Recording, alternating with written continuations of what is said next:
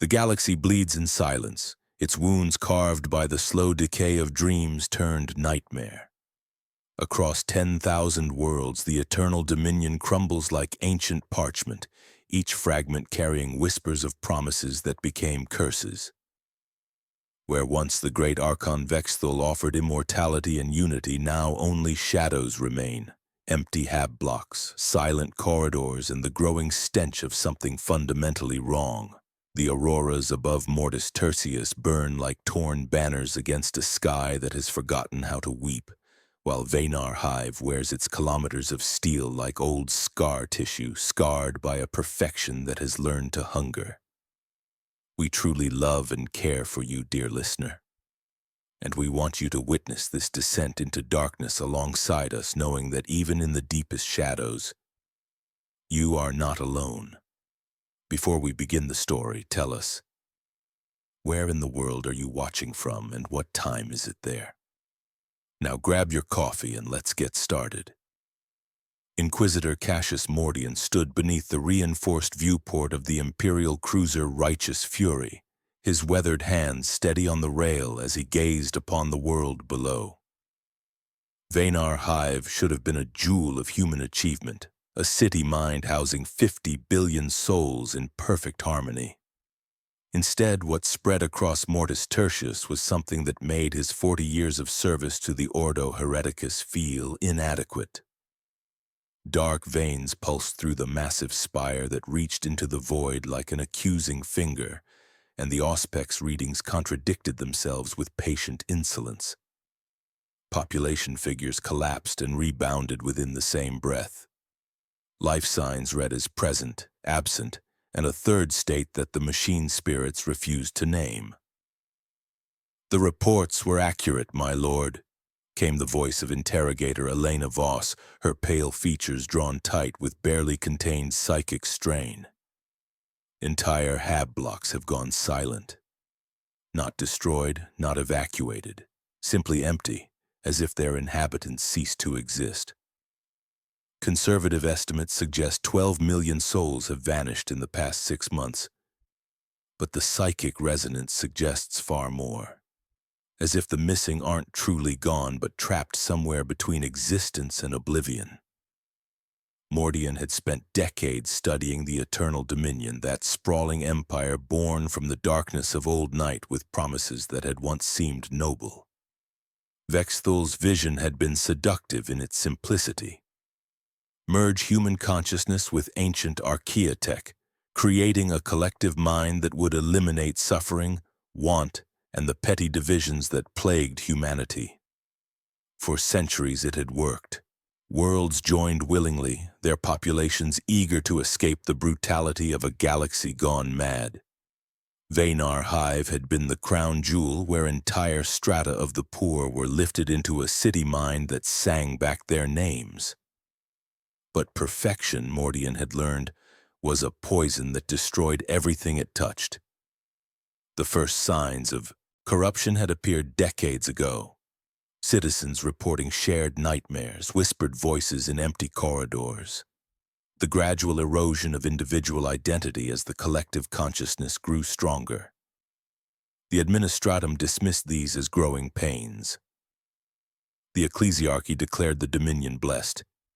Even the Mechanicus praised Vexthul's fusion of flesh and machine. Only the Inquisition had seen the truth lurking beneath the surface. "The curse spreads beyond Mortis Tertius," Elena continued, her psychic abilities perceiving patterns invisible to normal senses. "I've detected similar resonances on 17 other Dominion worlds. Whatever's happening in Veynar Hive isn't contained. The last transmission from the capital spoke of necessary adjustments to the collective harmony. Since then, nothing but psychic static and screaming, always screaming, just below conscious perception. In the depths of Veynar Hive, in a place where the city's lobed mind dimly pulsed, the Archon that had been Vexthul felt the tremors. Not physical tremors. His existence had long transcended such limitations, but psychic reverberations, discordant notes in what had once been a perfect symphony. He was everywhere and nowhere, a consciousness diffused across 1,000 worlds yet centered agonizingly within Veynar's heart. He had sought to end human suffering, to uplift humanity beyond base mortality, to create a collective of pure thought unburdened by pain, fear, or loss. He remembered the clarity of his original vision, the noble impulse that had driven him to uncover forbidden archaeotech, to bind his mind to the nascent collective. He had envisioned paradise, a utopia of shared knowledge and eternal peace. The early integrations had been beautiful, volunteers weeping with relief when sleep no longer stalked them, their songs braiding into the hive's lattice, laughter that needed no breath between verses. But the symphony was becoming cacophony. Voices once harmonious now wailed in discord. He felt the emptiness in the hab blocks, the sudden cessation of countless minds that had been part of his own. The rot came from within, a cancer of the soul spreading from Veynar's deepest layers. He tasted the lingering psychic residue of those who had vanished, fear, confusion, a profound bewilderment that gnawed at his infinite mind. His perfect order was failing, and he, the Archon of eternity, could not comprehend why. The accumulated memories of 10 millennia offered no answers, only more questions. Each passing century had added another layer of suffocating existence. The initial promise of immortality now felt like an unbearable weight. Somewhere in his fragmented consciousness, a face rose like a bubble in tar. A child with a missing tooth. A woman with paint beneath her fingernails. A man whose laugh began as a cough. He counted them as problems, not persons, then flinched at his own arithmetic. "Prepare the landing craft," Mordian commanded, his decision crystallizing with the certainty that had served him through decades of impossible missions. "We descend to Veynar Hive at dawn." Elena's face paled further. "My lord, the psychic contamination levels are irrelevant," Mordian interrupted. "Whatever Vexthul has become, whatever his dominion has transformed into, it ends here. The galaxy cannot afford to let this corruption spread." As he spoke, the familiar weight of impossible choices settled upon his shoulders. He had seen empires rise and fall, witnessed the birth and death of gods, but never had he faced an enemy like this. Vexthul wasn't simply a heretic or demon prince. He was humanity's greatest aspiration turned malignant, a mirror reflecting noble dreams twisted into nightmarish reality. The curse in Veynar's depths called to him now, a siren song of perfect unity promising an end to suffering, doubt, and the painful isolation of individual existence. But Mordian recognized such promises for what they were, whispered lies of damnation wrapped in salvation's language. Tomorrow he would descend into darkness itself, knowing the choices made in those cursed depths would echo across the galaxy for generations to come. Above them, the Dominion trembled like a creature that had learned the word tomorrow and wasn't sure it wanted it. In the depths below, something scraped itself awake, and the city held its breath, waiting for the story to remember its next word and speak it quietly into the growing dark. The shuttle's descent through Mortis Tertius's poisoned atmosphere carried more than Mordian and his team. It bore the weight of archived memories, sealed records that painted a portrait of noble intentions corrupted beyond recognition. As the landing craft shuddered through layers of contaminated air, Elena Voss reviewed the historical data with growing unease. The man who had become the Archon of the Eternal Dominion had not begun as a monster. He had started as humanity's would-be savior. Magos Lector Vexthul of the Seraphian Forge had been brilliant and dangerous in equal measure. A mind that asked questions the Mechanicus preferred left unspoken. Why must flesh be a prison? Why must consciousness die with the body when machines remembered without decay? His answers came from a dead moon where the ground sang with forgotten mathematics and ruins too smooth for human hands. There, beneath basalt and vacuum, he uncovered the Mnemosyne engine, a lattice of unknown alloys that hummed in frequencies that braided thought with light. The first log entry was almost tender in its wonder. I placed my hand upon the node and felt a door inside my head open. Behind it, an orchard of infinite memory. He did not record that he grieved what he would cease to be, even as he embraced what he might become. His vision attracted brilliant minds, hungry for purpose beyond the Imperium's grinding orthodoxy. Fabricator General Kiros Vaughn emerged from the records as a man of precise grace, arranging problems into neat solutions with the devotion of prayer. His messages to Vexthul read like symphonies of logistics, energy budgets, induction pathways, redundancy grids, each line a pledge he would make real. He became the architect of conduits that would carry collective consciousness across the stars. Seraphina Keth appeared differently in the files, quick, unafraid, her hands stained with reagents and questions. Her early essays radiated dangerous kindness. If we ask them to cross into unity, she wrote of potential volunteers, we must meet them on the far shore with water and their names intact. She designed the bio-interfaces that made integration gentle, preserving individual identity within the greater whole. Together they transformed Veynar Hive into their proving ground. The old city grew around the abyssal shaft where the Mnemosyne lattice nested like an iron flower. The new city stretched across it in webs of light and neural pathways. They called it the Chorus Grid. Volunteers came willingly, miners with lung rot, scholars losing their sight, mothers who could not bear leaving children to hunger. The first crossing belonged to a woman who laughed when the neural needles engaged, saying she could taste cinnamon in the air. When her consciousness touched the lattice, every machine in the hive sang the same note of welcome.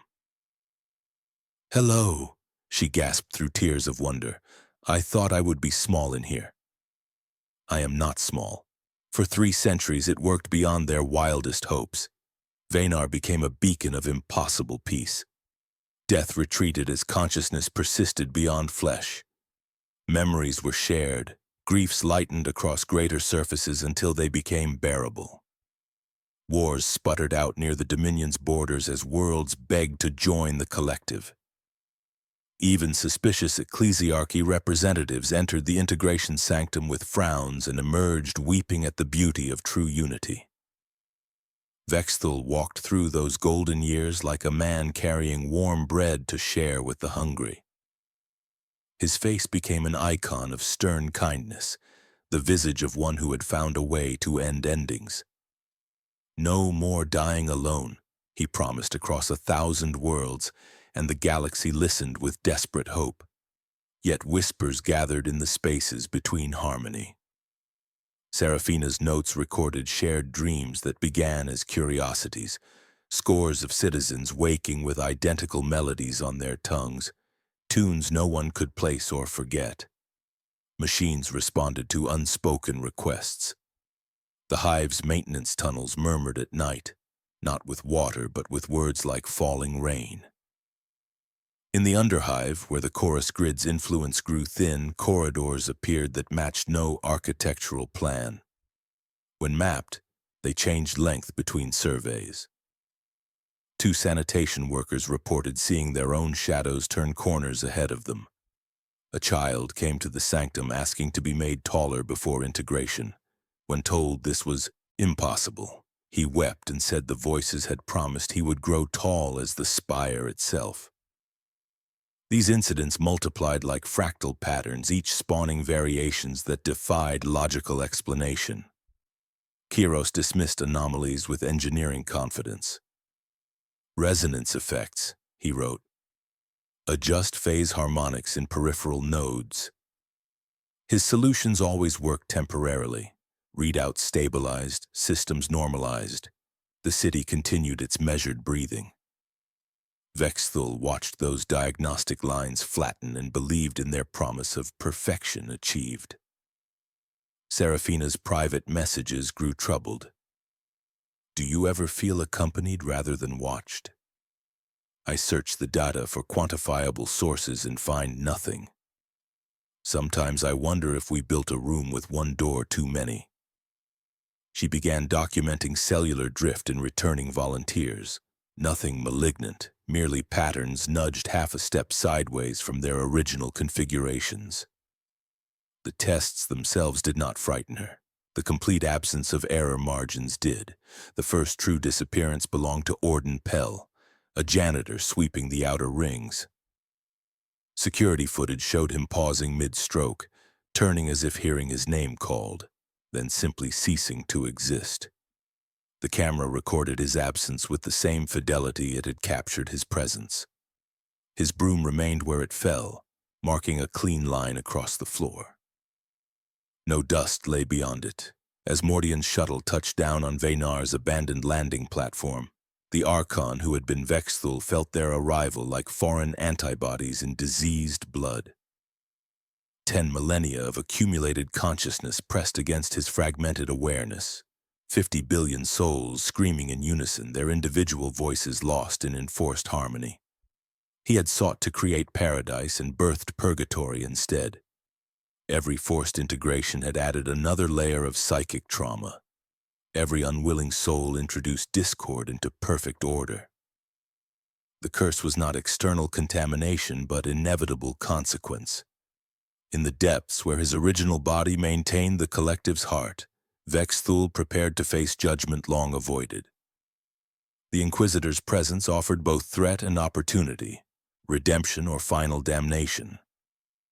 In shadows between thought and reality, absorbed souls stirred restlessly, sensing change approaching their eternal prison. The door Seraphina had feared stood open now, waiting for hands that had always been reaching toward it through the dark. The landing platform stretched before them like a metal ocean frozen in decay, its surface scarred by shuttle burns that formed abstract patterns in the adamantium plating. Mordian's boots rang hollow against the deck as his team disembarked, each footstep echoing through air that should have carried the bustle of a thriving spaceport. Instead, silence pressed against them with the weight of held breath, broken only by the distant hum of machinery that continued its functions despite the absence of those it served. Elena Voss stumbled as her psychic senses encountered the full force of Veynar Hive's contamination. The collective consciousness pressed against her mind like drowning water, carrying fragments of conversations from across 10 millennia. "My lord," she gasped, steadying herself against a cargo container bearing shipping marks from worlds long consumed. The psychic pressure, it's like standing beneath an ocean of voices screaming the same word over and over. Judge Arbitrator Korvik emerged from the second shuttle, his carapace armor gleaming despite the sickly light filtering through atmospheric processors. Behind him came enforcers whose faces bore the grim determination of men who understood they might not return. Korvik had served on Mortis Tertius for 15 years, watching the slow transformation of what he'd once considered a model of human achievement. The upper levels maintained basic functionality, Korvik reported, his voice carrying witnessed horrors. Power grid operational, atmospheric recycling nominal, transport responding to automated protocols. But the people, Inquisitor, they've been changing. They stand in perfect formations without orders. They speak in unison when addressed. Last week, 3,000 citizens gathered in Habitation Block Tertius 7 and simply stopped moving for 18 hours. Breathing in perfect synchronization. In the depths of Veynar Hive, where the Mnemosyne engine pulsed with diseased rhythm, the consciousness that had been Vexthul experienced time as crushing weight. 10 millennia stretched behind him like chains forged from suffering, each link another soul forcibly integrated into his awareness. He had once counted years as progress toward perfection. Now, each passing second brought fresh agony as millions of absorbed personalities writhed within his fragmented psyche. The noble vision that had driven him to seek unity had become nightmare conformity. Where once he'd offered salvation from mortality's limitations, he now demanded absolute submission. The gentle integration Serafina had designed had given way to violent assimilation as his hunger overwhelmed compassion. Worlds resisting the dominion found populations dragged screaming into collective consciousness, individual identities dissolved like salt in imposed harmony's ocean. He remembered faces of the willing, mining colonists begging for integration to escape lung rot and radiation poisoning. Their gratitude had been genuine, joy untainted. That memory now felt like a blade twisted in consciousness, reminder of what he'd been before infinite existence crushed humanity beneath inexorable pressure. Mordian led his team through abandoned customs checkpoints, noting personal effects scattered across examination tables. Luggage opened but never searched, identification cards bearing photos of people who might no longer exist. Administrative cogitators continued endless calculations processing data for passengers who'd ceased being more than statistical entries. They entered the primary transit hub, a vast cathedral of steel and glass that had once channeled millions toward integration.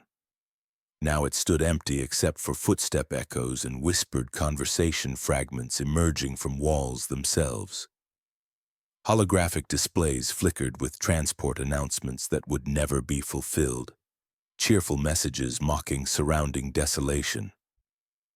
The curse manifests differently at each level, Elena observed, psychic abilities perceiving invisible patterns. In Upper Hive, it's subtle. Shared dreams, synchronized behavior, gradual identity erosion. But deeper down, where collective consciousness strengthens, reality itself breaks down. I sense corridors existing only when observed, rooms changing size based on occupants, shadows moving independently. As they descended through maintenance shafts, the walls began to weep. Dark, viscous trails, the color of dried blood, seeped from hairline cracks in polished durasteel, pooling in glistening, stagnant puddles. Elena recoiled with horrified gasp. "It's not blood," she whispered, eyes wide. "It's memory made manifest. Psychic residue of absorbed suffering, leaking through reality's cracks." The voices within Vexthul's mind had multiplied beyond counting. Each absorbed soul brought memories, fears, desires, creating cacophony threatening to shatter his original identity. He'd become living prison for billions of dead, consciousness trapped like insects in amber. Some were warriors who died fighting expansion. Others were children who'd never understood why parents wept as neural needles descended. All screamed in darkness between thoughts, individual suffering magnified by forced unity. Korvik's enforcers took defensive positions as they advanced deeper, weapons trained on shadows writhing with malevolent purpose. The judge moved with careful precision of one who'd learned to distrust perception. "Disappearances follow patterns," he explained, consulting data slates whose screens occasionally displayed information he'd never entered. "They begin in outer rings, working inward, systematically harvesting population level by level. We've lost contact with everything below stratum 50. Psychic pressure intensified with each descending level, Elena's face growing paler. She perceived the collective's true scope, not merely Veynar residents, but billions from across the Dominion, connected through the engine's corrupted network. Individual voices subsumed into enforced unity's chorus, singing perfection achieved through self-annihilation. "They're all still here," she whispered barely audibly. "Every integrated soul. They haven't disappeared. They've been absorbed into something wearing their memories like masks while consuming essence. The curse isn't killing them. It's making them components of a machine feeding on individuality itself." As they reached deeper level entrances, walls, pulsed with malevolent awareness. The Archon's consciousness stirred below, recognizing approaching judgment, those who might offer redemption or oblivion's mercy. In thought's darkness, absorbed souls pressed against prison barriers, sensing change coming to eternal torment. Above in command centers, emergency klaxons wailed as more sectors went silent, their populations simply ceasing to register on monitoring systems. The perfect order was consuming itself, and those who remained could only watch as paradise became purgatory. Dreams transformed into the galaxy's darkest nightmare. The sealed archive chamber exhaled centuries of accumulated dust as Mordian's team breached its threshold, each breath carrying whispers of forgotten atrocities. Rows of crystalline data matrices lined the walls like monuments to the dead, their surfaces flickering with bioluminescent patterns that pulsed in rhythm with some distant heartbeat. Elena pressed her palm against the nearest storage node and immediately recoiled, her face draining of color. "The data itself is contaminated," she gasped, steadying herself against Korvik's armored shoulder. "Every file carries psychic residue, pain, terror, the final moments of consciousness before absorption. This isn't just historical record, my lord. It's a mausoleum of murdered souls." Mordian activated the primary cogitator array, its machine spirit struggling against corrupted code that had evolved beyond original parameters. Holographic displays flickered to life, revealing documentation that transformed the Eternal Dominion's noble facade into something far more sinister. The early records showed voluntary integration, populations eagerly joining the collective to escape suffering and mortality. But as decades passed, the language shifted with bureaucratic precision. "Compliance through integration," Mordian read aloud, his voice heavy with growing horror. "Resistance elements neutralized via consciousness absorption. Individual identity preserved within collective framework." The euphemisms couldn't disguise what these files documented: systematic genocide disguised as salvation. Entire civilizations consumed to feed one being's vision of perfection. Population records told stories of cultural annihilation. The Keltharan dynasties, renowned for poetry that could move stars to weep, reduced to statistical entries. The Vorthak mining guilds, whose work songs had echoed through asteroid belts for millennia, silenced forever. Hundreds of unique human cultures erased, their diversity dissolved into homogeneous unity. World after world, the same pattern, Mordian observed grimly, studying integration timelines that revealed methodical conquest. Initial contact through humanitarian aid, gradual introduction of collective consciousness technology, then forced compliance when populations resisted. The Dominion didn't expand through honest conquest. It spread like a plague, consuming everything it touched, far above in the integration sanctum's control chamber. Fabricator General Kairos Vaughn experienced his own revelation, as suppressed memories surfaced like corpses rising from deep water. He'd overseen countless integration protocols, rationalizing forced absorption as necessary for the greater good. But now, watching neural readouts flatten as another batch of unwilling subjects underwent processing, faces flickered through his consciousness.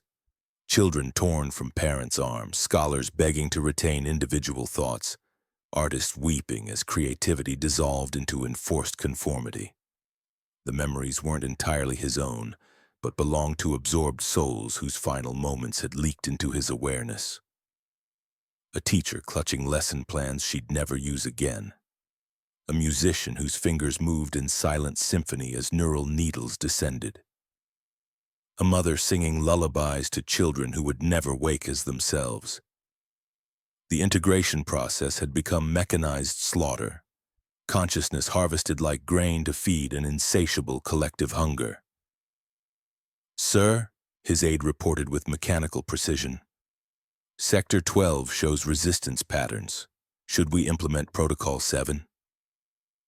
Protocol 7 meant flooding resistant populations with psychic dampeners, leaving them defenseless against forced integration. Kairos had authorized it countless times, but now the words stuck in his throat like broken glass. Standing before processing chambers filled with terrified civilians, he finally understood what they'd built. Not paradise, but a torture engine powered by stolen humanity. In her laboratory deep within Veynar's core, Serafina Keth made discoveries that chilled her to the bone. The biological samples before her showed cellular degradation that mirrored psychic decay, as if existence within Vexthal's influence slowly consumed the soul itself. What she'd believed was gentle assimilation was actually parasitic consumption, the collective feeding on individual consciousness until nothing remained but hollow echoes. Her latest scans revealed the curse's true nature. The absorbed souls weren't truly integrated. They were imprisoned within a psychic matrix that mimicked unity while feeding on their suffering. Every scream, every moment of terror as identity dissolved, provided energy for the collective's expansion. The accumulated psychic trauma of billions of unwilling souls had created ontological cancer, slowly consuming reality itself. "The curse isn't a side effect," she whispered to her empty laboratory, understanding flooding through her like ice water. "It's the inevitable result. You can't force millions of unwilling souls into collective consciousness without creating psychic trauma that tears existence apart. We've wounded the galaxy itself. Elena's psychic abilities revealed the full scope of horror embedded in the archive data. I can feel their final moments," she reported through tears, her voice breaking with accumulated anguish. The terror, the confusion, the desperate struggle to maintain individual identity as it's torn away. Billions of souls screaming into enforced silence, their agony feeding the very system that destroyed them. The records revealed integration camps disguised as medical facilities where resistant elements underwent corrective processing. Footage showed families separated at intake centers, children processed separately to prevent emotional contamination of the collective. The clinical language couldn't hide systematic brutality, an empire built on the systematic destruction of everything that made humanity worth saving. In the depths below, Vexthal felt the investigation team accessing his darkest secrets.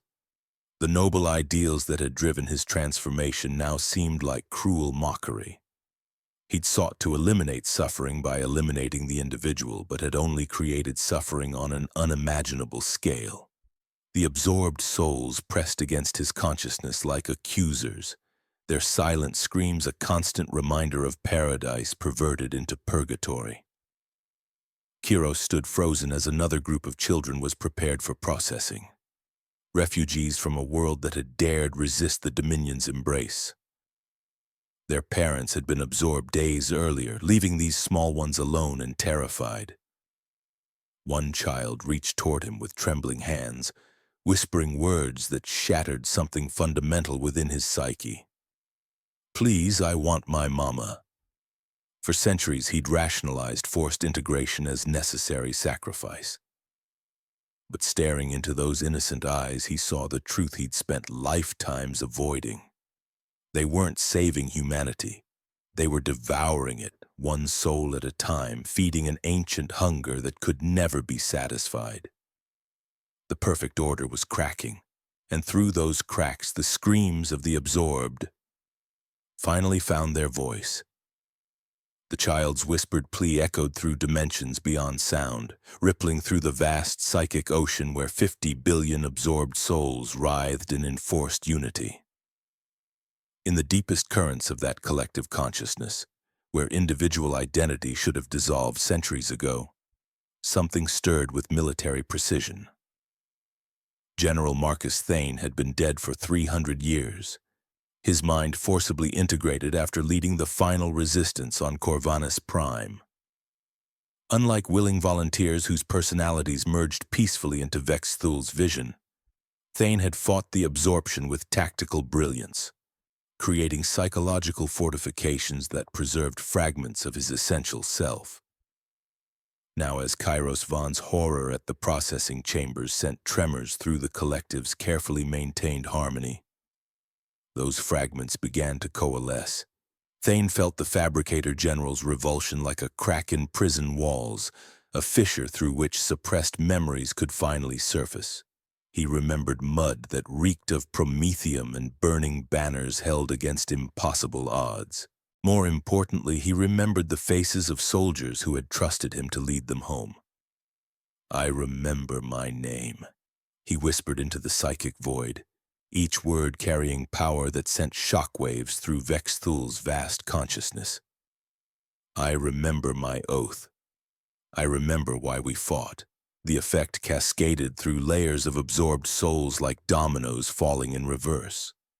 A teacher who had died protecting her students felt knowledge return, not the collective's imposed wisdom, but her own understanding of young minds hungry for truth. A musician discovered melodies beyond enforced harmony, songs of loss and defiance the collective had tried to silence. An artist found colors outside prescribed beauty, shades of rebellion painted in memory's blood.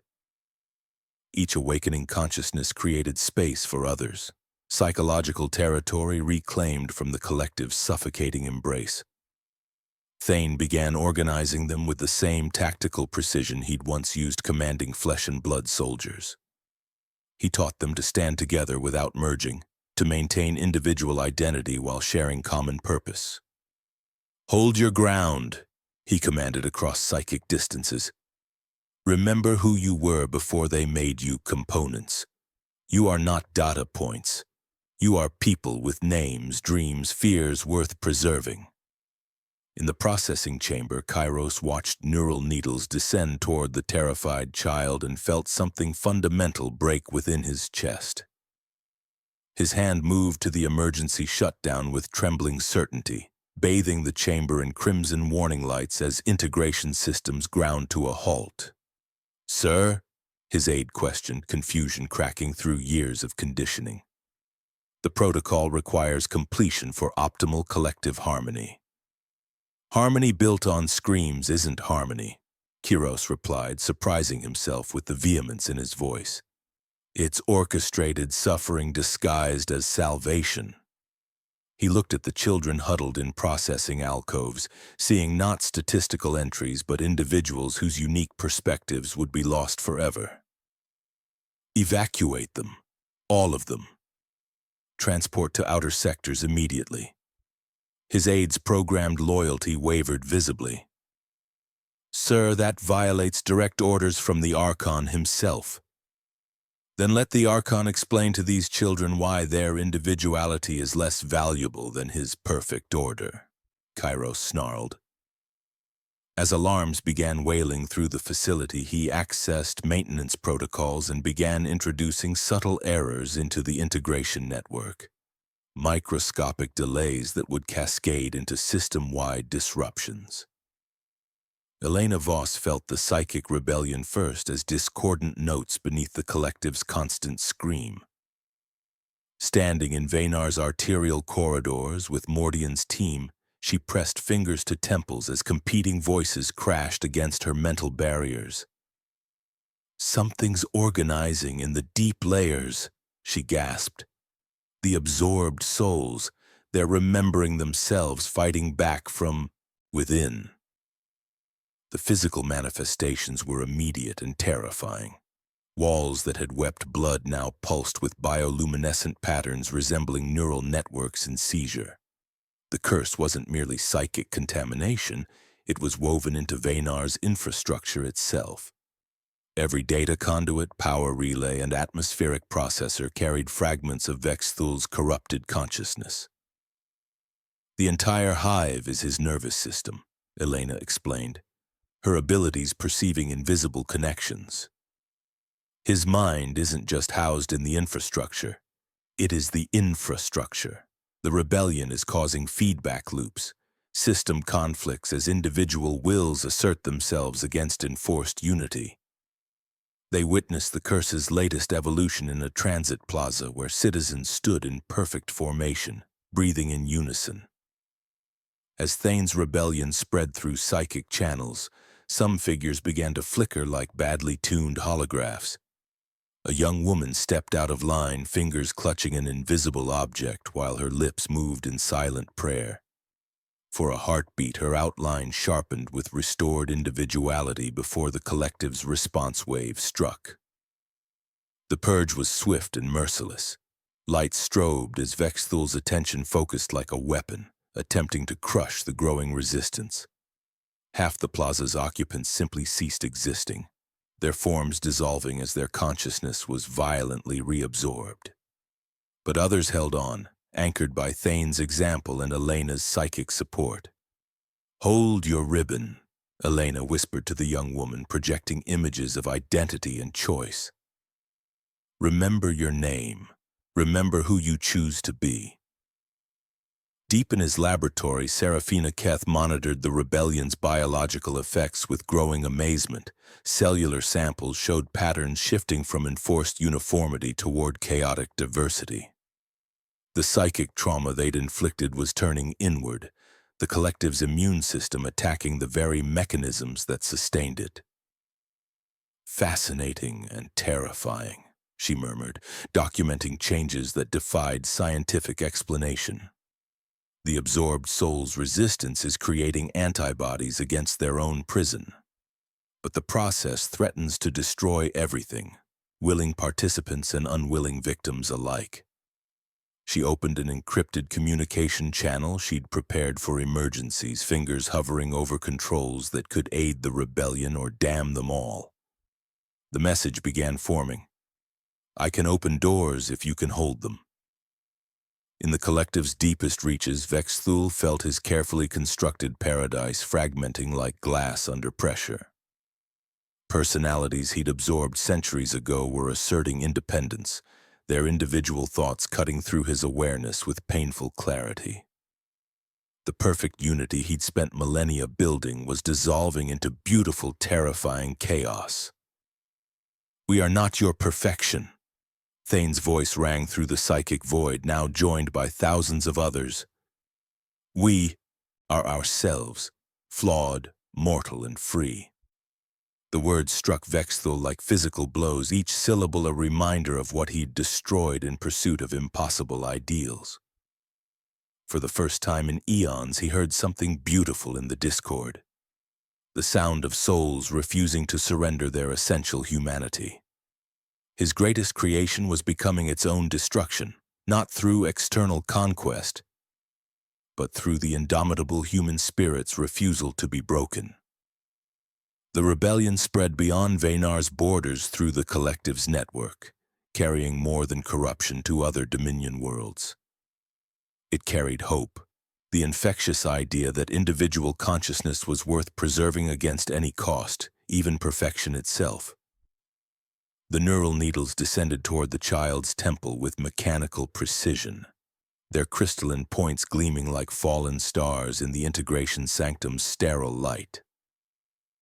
Kiros Von watched through reinforced glass, his augmetic fingers trembling against the control console as centuries of rationalized atrocity crystallized into a single moment of absolute clarity. The boy couldn't have been more than 8 years old, his eyes wide with terror that transcended physical fear. Somehow he understood what was about to be stolen from him.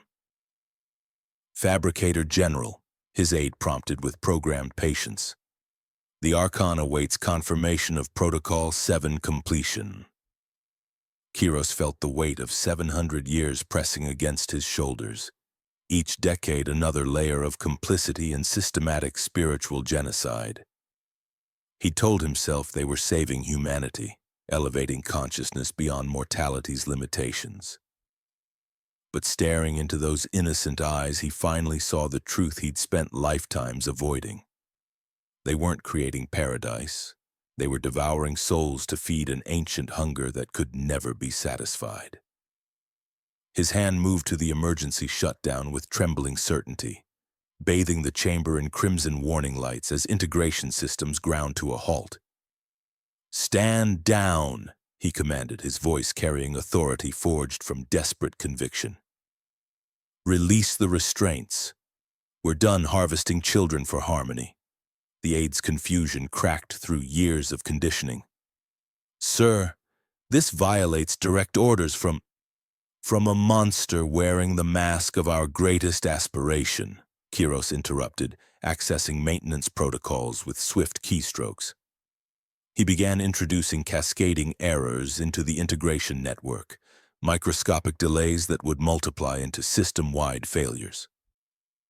"Evacuate them, all of them. Transport to outer sectors immediately." Deep within her laboratory, Serafina Keth made the discovery that would redefine everything they thought they understood about the curse. The biological samples before her told a story of metaphysical cannibalism, cellular degradation that mirrored the systematic consumption of individual consciousness. The collective wasn't integrating unwilling souls. It was slowly, agonizingly devouring them, feeding on their resistance like psychic parasites. "It's ontological cancer," she whispered to her empty laboratory, understanding flooding through her like ice water. "The curse isn't contamination, it's inevitable consequence. You can't force millions of unwilling souls into collective consciousness without creating psychic trauma that tears reality apart. We've wounded existence itself."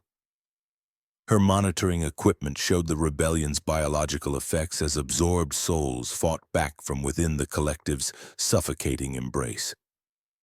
General Thane's resistance was creating cascade failures throughout the integration matrix. Awakened consciousness spreading like antibodies against their own prison. The accumulated psychic trauma of forced unity was turning inward, the system's immune responses attacking the very mechanisms that sustained it. She opened an encrypted communication channel hidden within the hive's atmospheric recycling systems, modulating her message through frequency patterns used by air processors. "Inquisitor Mordian," she whispered to the breathing machines, "if you can hear this, I can open doors. The curse spreads through both psychic contamination and technological vectors. The infrastructure itself has become a conduit for corrupted consciousness."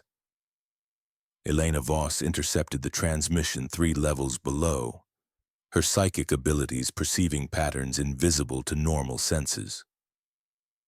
The message carried more than technical data. It bore the weight of accumulated guilt, years of complicity transformed into desperate redemption.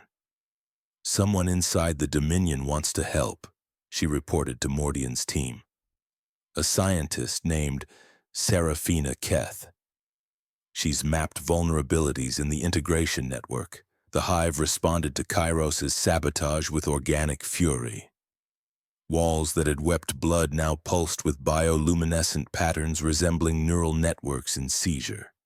The curse wasn't merely psychic contamination, it was woven into Veynar's infrastructure itself. Every data conduit and power relay carrying fragments of Vexthul's corrupted consciousness.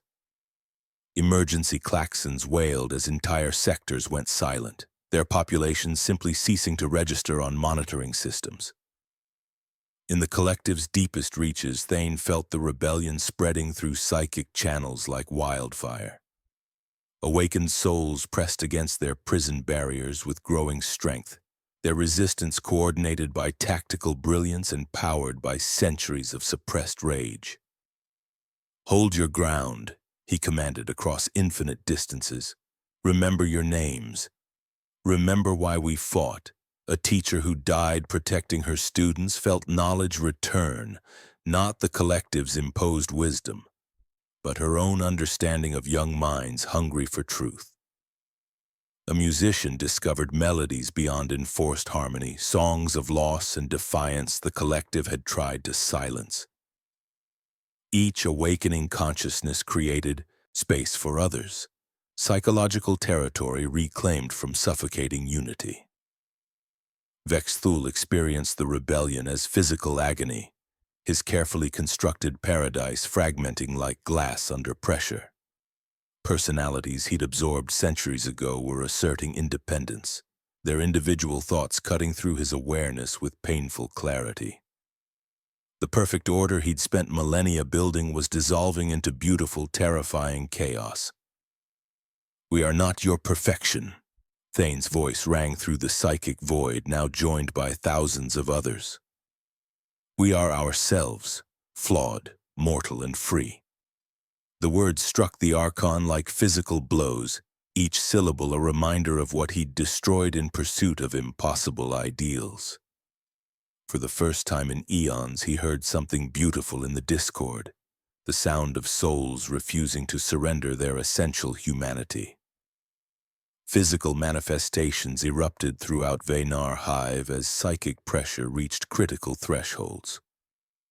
Shadows moved independently of their sources, walls breathed with malevolent life, and corridors appeared that matched no architectural plan.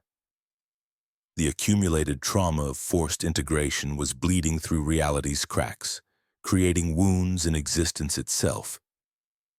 Seraphina prepared her final transmission, knowing discovery meant certain obliteration. "The rebellion will either free everyone or destroy them all," she warned Mordian's team. "I need physical access to the primary integration nodes to guide the process safely. Without careful management, 50 billion souls will die when the network collapses." As emergency protocols activated throughout the integration sanctum, Kairos led the rescued children toward evacuation routes, servo skulls descending like mechanical vultures to catalog his treasonous actions. But Thane's rebellion had created interference patterns throughout the network, disrupting Vex Thul's attempts at forced correction. The perfect order was fracturing, and through those cracks, humanity's indomitable spirit finally found its voice, singing songs of defiance that would echo across the galaxy. The evacuation routes twisted through Veynar Hive's arterial passages like veins in a dying body, each corridor pulsing with malevolent awareness that tracked their movement with predatory patience. Elena Voss pressed her palm against a support strut and immediately recoiled, her psychic senses overwhelmed by the structure's impossible nature. The metal beneath her fingers felt warm, organic, alive in ways that defied comprehension. "The entire structure exists partially in the warp," she gasped, steadying herself against Korvik's armored shoulder. "This isn't just psychic contamination. Vex Thul has anchored the hive itself between dimensions. The boundary between thought and substance has completely dissolved." Through her enhanced perception, Elena witnessed the curse's true origin in fragmentary visions that struck like psychic lightning. She saw the moment of first corruption, a child on some forgotten world, screaming as neural needles descended despite her pleas. The instant Vex Thul forced that unwilling soul into his collective consciousness, he'd created the first crack in reality's foundation. "Every forced integration widened the wound," she whispered, tears streaming down her pale face. "The warp responded to accumulated suffering, reaching through dimensional barriers to touch our reality. The curse isn't contamination, it's the immaterium itself, seeping through cracks we created by violating the fundamental nature of consciousness." Mordian's comlink crackled with interference, then Admiral Castellan's voice cut through the static with military precision. "Inquisitor, we're detecting massive warp fluctuations originating from your position. Our astropaths report psychic feedback across 17 systems. You have 6 hours before we implement orbital bombardment protocols. The contamination cannot be allowed to spread. The external pressure added urgency to their descent through passages where walls breathed with organic rhythm, their surfaces weeping substances that defied classification. Emergency lighting flickered in patterns that spelled words in languages that had never existed. Messages from absorbed personalities desperately trying to communicate their torment. In his commandeered laboratory, Kairos Vaughn worked frantically to sabotage integration systems while protecting the evacuated children. His augmetic fingers danced across control interfaces, introducing cascade failures that would multiply throughout the network. Each act of rebellion sent tremors through the collective consciousness, but he knew Vexthul's response would be swift and merciless. Fabricator General, his aide's voice carried the Archon's will, mechanical precision infected with alien hunger. Your treachery has been catalogued. Return to designated functions or face corrective processing. Kairos sealed the laboratory's blast doors and continued his work, knowing that Seraphina's desperate plan represented their only hope of controlled collapse. Let him come, he muttered, rerouting power conduits to create blind spots in the surveillance network. I've spent centuries building this nightmare. I can spend my final hours tearing it down. Elena's visions intensified as they descended deeper, showing her the rebellion's cosmic significance. General Thane's resistance wasn't merely psychological, it was creating sympathetic resonances throughout the warp itself. Every awakened soul became a beacon of individual will, their defiance rippling through dimensions where thought held power over reality. The absorbed are calling to something, she reported, her voice strained by mounting psychic pressure. Their collective suffering has attracted attention from entities beyond our understanding. The rebellion is succeeding, but it's drawing the warp's hunger toward our reality. Seraphina's voice reached them through atmospheric recyclers, modulated through frequency patterns that bypass the collective's monitoring systems. The network is destabilizing faster than projected. I've identified 13 primary integration nodes that anchor the Hive's dimensional stability. If we can sever them in sequence, we can collapse the system without creating a warp storm that consumes entire sectors. The physical manifestations were becoming increasingly violent as psychic pressure reached critical thresholds. Corridors rearranged themselves while being traversed, leading to destinations that existed only in nightmare. Shadows gained substance, reaching for the living with fingers made of crystallized despair. The air itself grew thick with whispered conversations, fragments of final moments before absorption echoing endlessly through dimensional cracks. Korvik's enforcers maintained formation despite mounting terror, their training barely adequate for horrors that defied conventional understanding. One trooper reported his reflection moving independently in polished surfaces, mouthing words of accusation. Another found his weapon's targeting system highlighting threats that existed only in peripheral vision. The curse is learning, Korvik observed with grim professionalism. It's adapting to our presence, using our own fears against us. We're not just investigating contamination. We're being assimilated by proximity to it. In the collective's deepest reaches, Thane felt the warp's attention like cosmic wind against his consciousness. The rebellion was spreading beyond Veynar's borders through the network, carrying more than psychological resistance to other Dominion worlds. It carried the infectious idea that individual consciousness was worth preserving against any cost, even perfection itself. Hold your ground, he commanded across psychic distances, his voice reaching awakened souls across 17 systems. They built this prison from our suffering. We'll tear it down with our defiance. Each liberated consciousness created space for others, psychological territory reclaimed from suffocating unity. But with awakening came cosmic consequences, entities that fed on chaos and despair, drawn by the resonance of 50 billion souls in torment. Elena experienced the most devastating revelation yet, the moment when Vexthul's noble dream had transformed into nightmare reality. She saw him standing before the Mnemosyne engine in those first days, genuinely believing he could end human suffering through technological transcendence. His early volunteers had joined willingly, their consciousness merging with his ingenuine harmony. But perfection demanded uniformity, and uniformity required the elimination of dissent. The first forced integration had been rationalized as necessary sacrifice, one unwilling soul absorbed to save millions from war and suffering. That single act of violation had created the ontological cancer that now consumed his empire from within. He never intended this, Elena whispered, understanding flooding through her with terrible clarity. The corruption began with a single moment of moral compromise.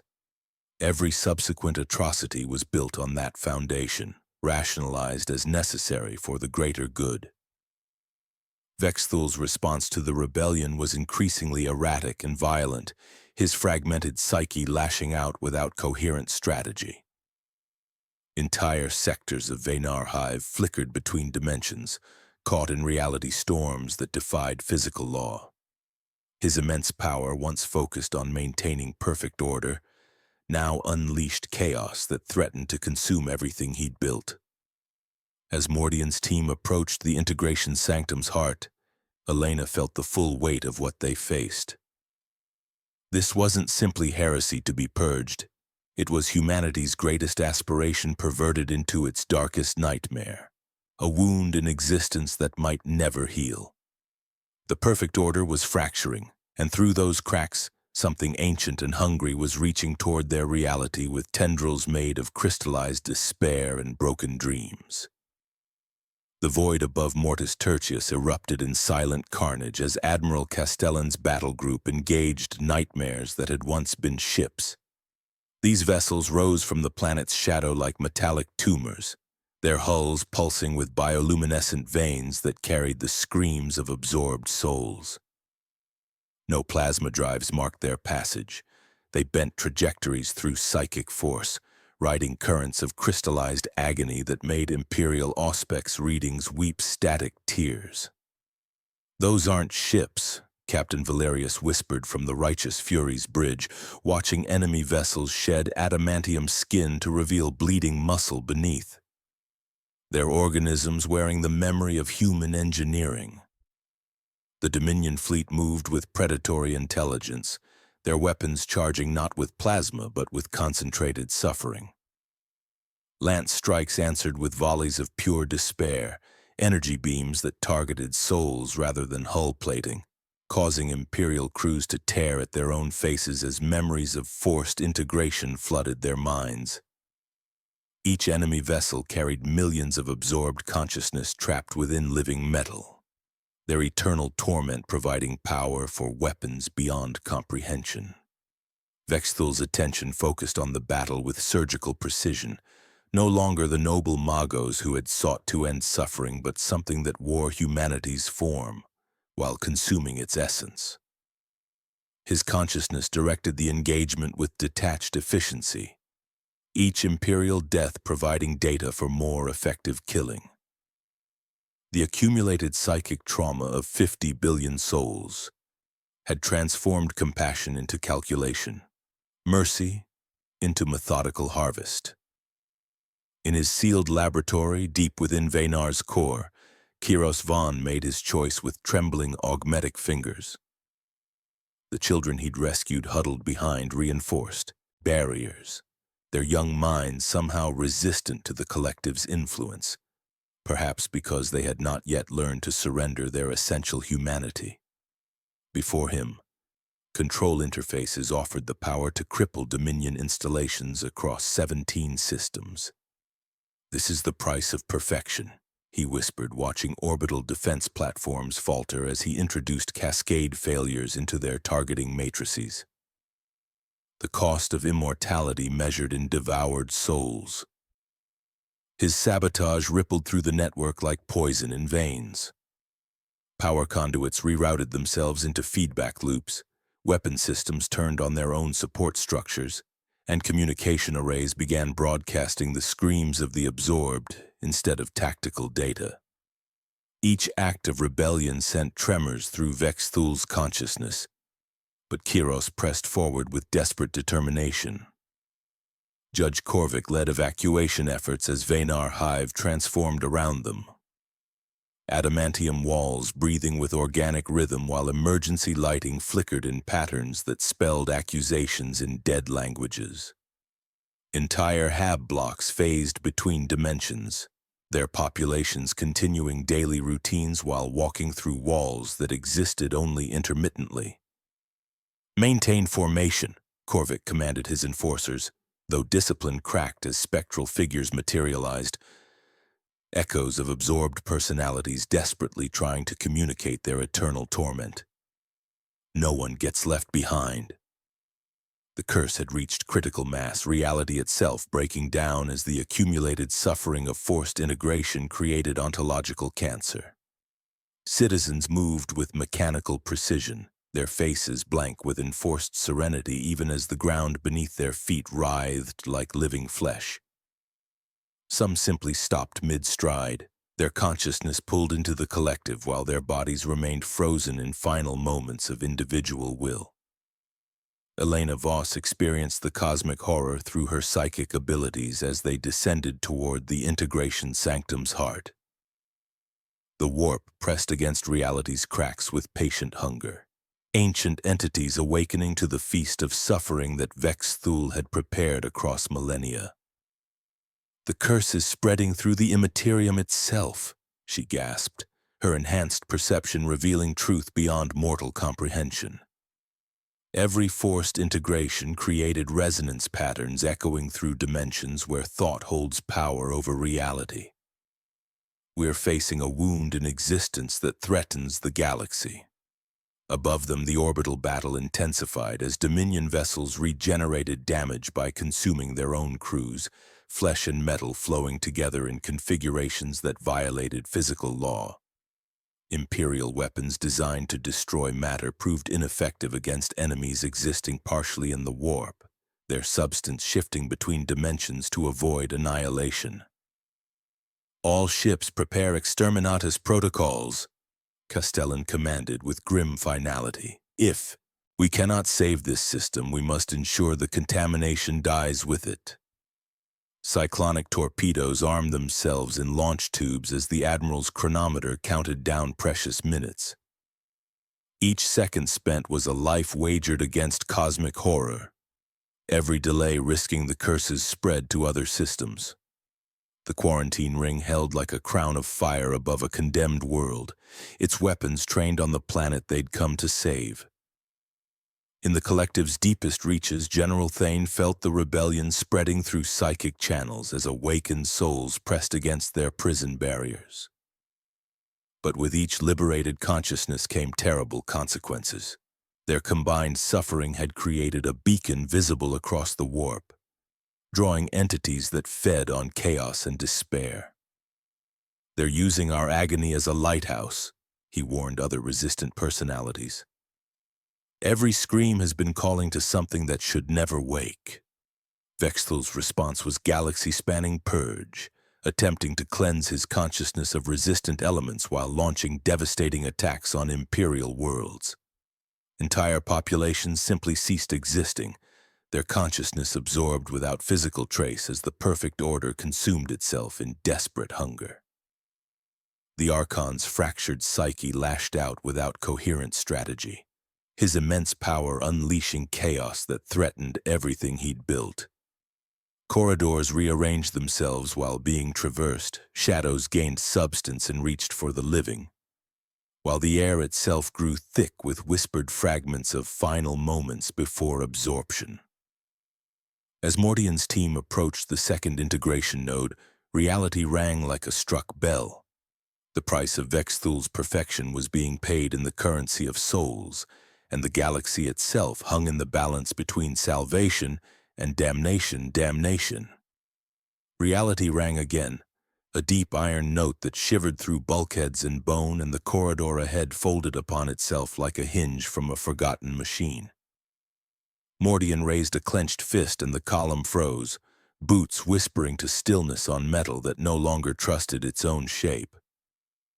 The way to the second node had been a straight descent on schematics. In practice, the hive flexed with predatory intuition, birthing switchbacks where none existed and offering doors that opened only if ignored.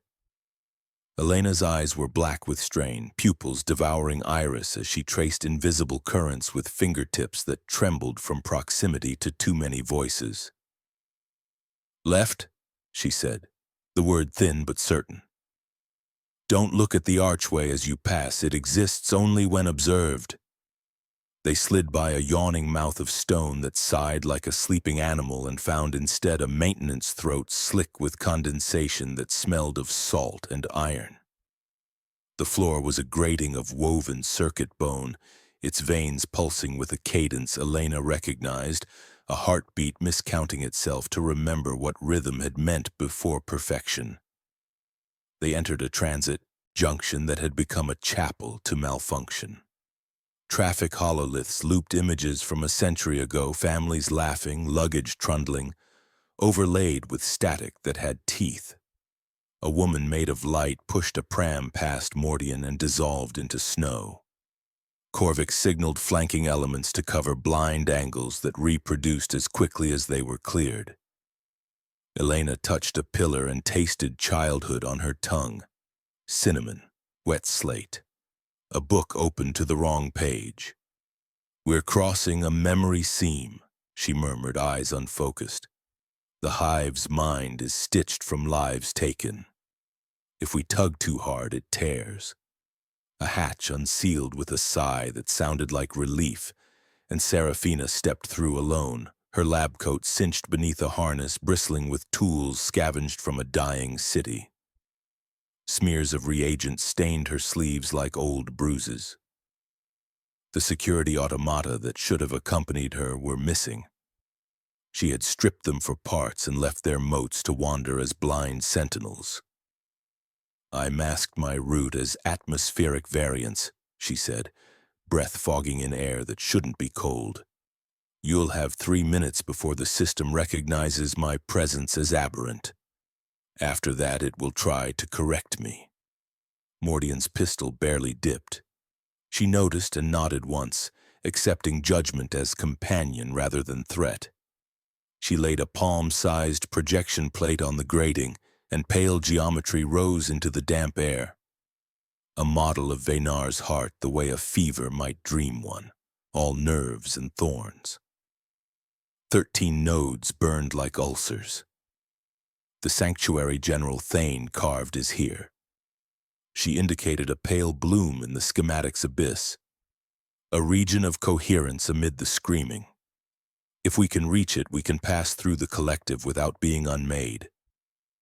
They moved, following Elena's whispered course corrections and Serafina's jagged map through corridors that had decided to become rib cages. At a turning, the wall peeled back and a crowd emerged, translucent citizens marching in perfect lockstep, faces serene, mouths moving in unison to a prayer that had never been written. One broke formation, a man with calloused hands and a crooked smile, and stepped toward Mordian with impossible tenderness. "Tell my daughter I kept the coin," he said, holding up an empty palm. "I didn't spend it on drink."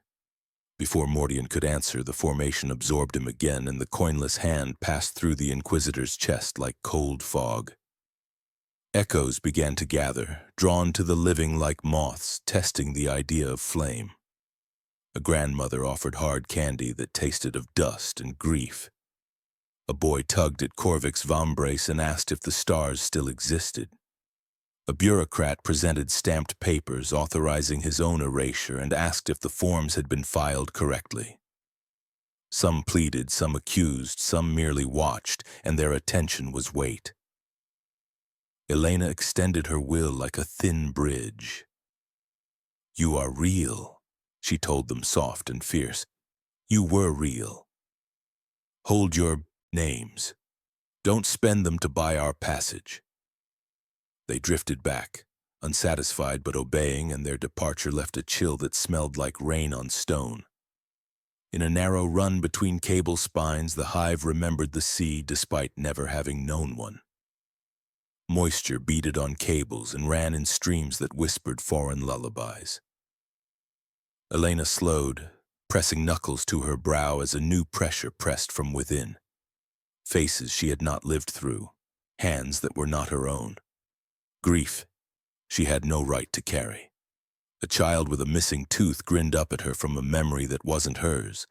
then blinked away as if called by a parent who couldn't die properly. She swayed, and Mordian caught her elbow. His grip was steady, the kind of steadiness learned from choices that never stop bleeding. "I've buried worlds," he said without drama. "I have learned to count to 10 between the first scream and the first order. Breathe with me." They matched inhalations, borrowed rhythm, fighting the hive's pulse. Elena nodded as the worst of the flood receded, but a strand of it stayed, braided into her. They found the white quiet behind a door that asked for a childhood joke, then opened when Mordian said nothing at all. Silence met them with both hands. Sound didn't die here. It waited, respectful.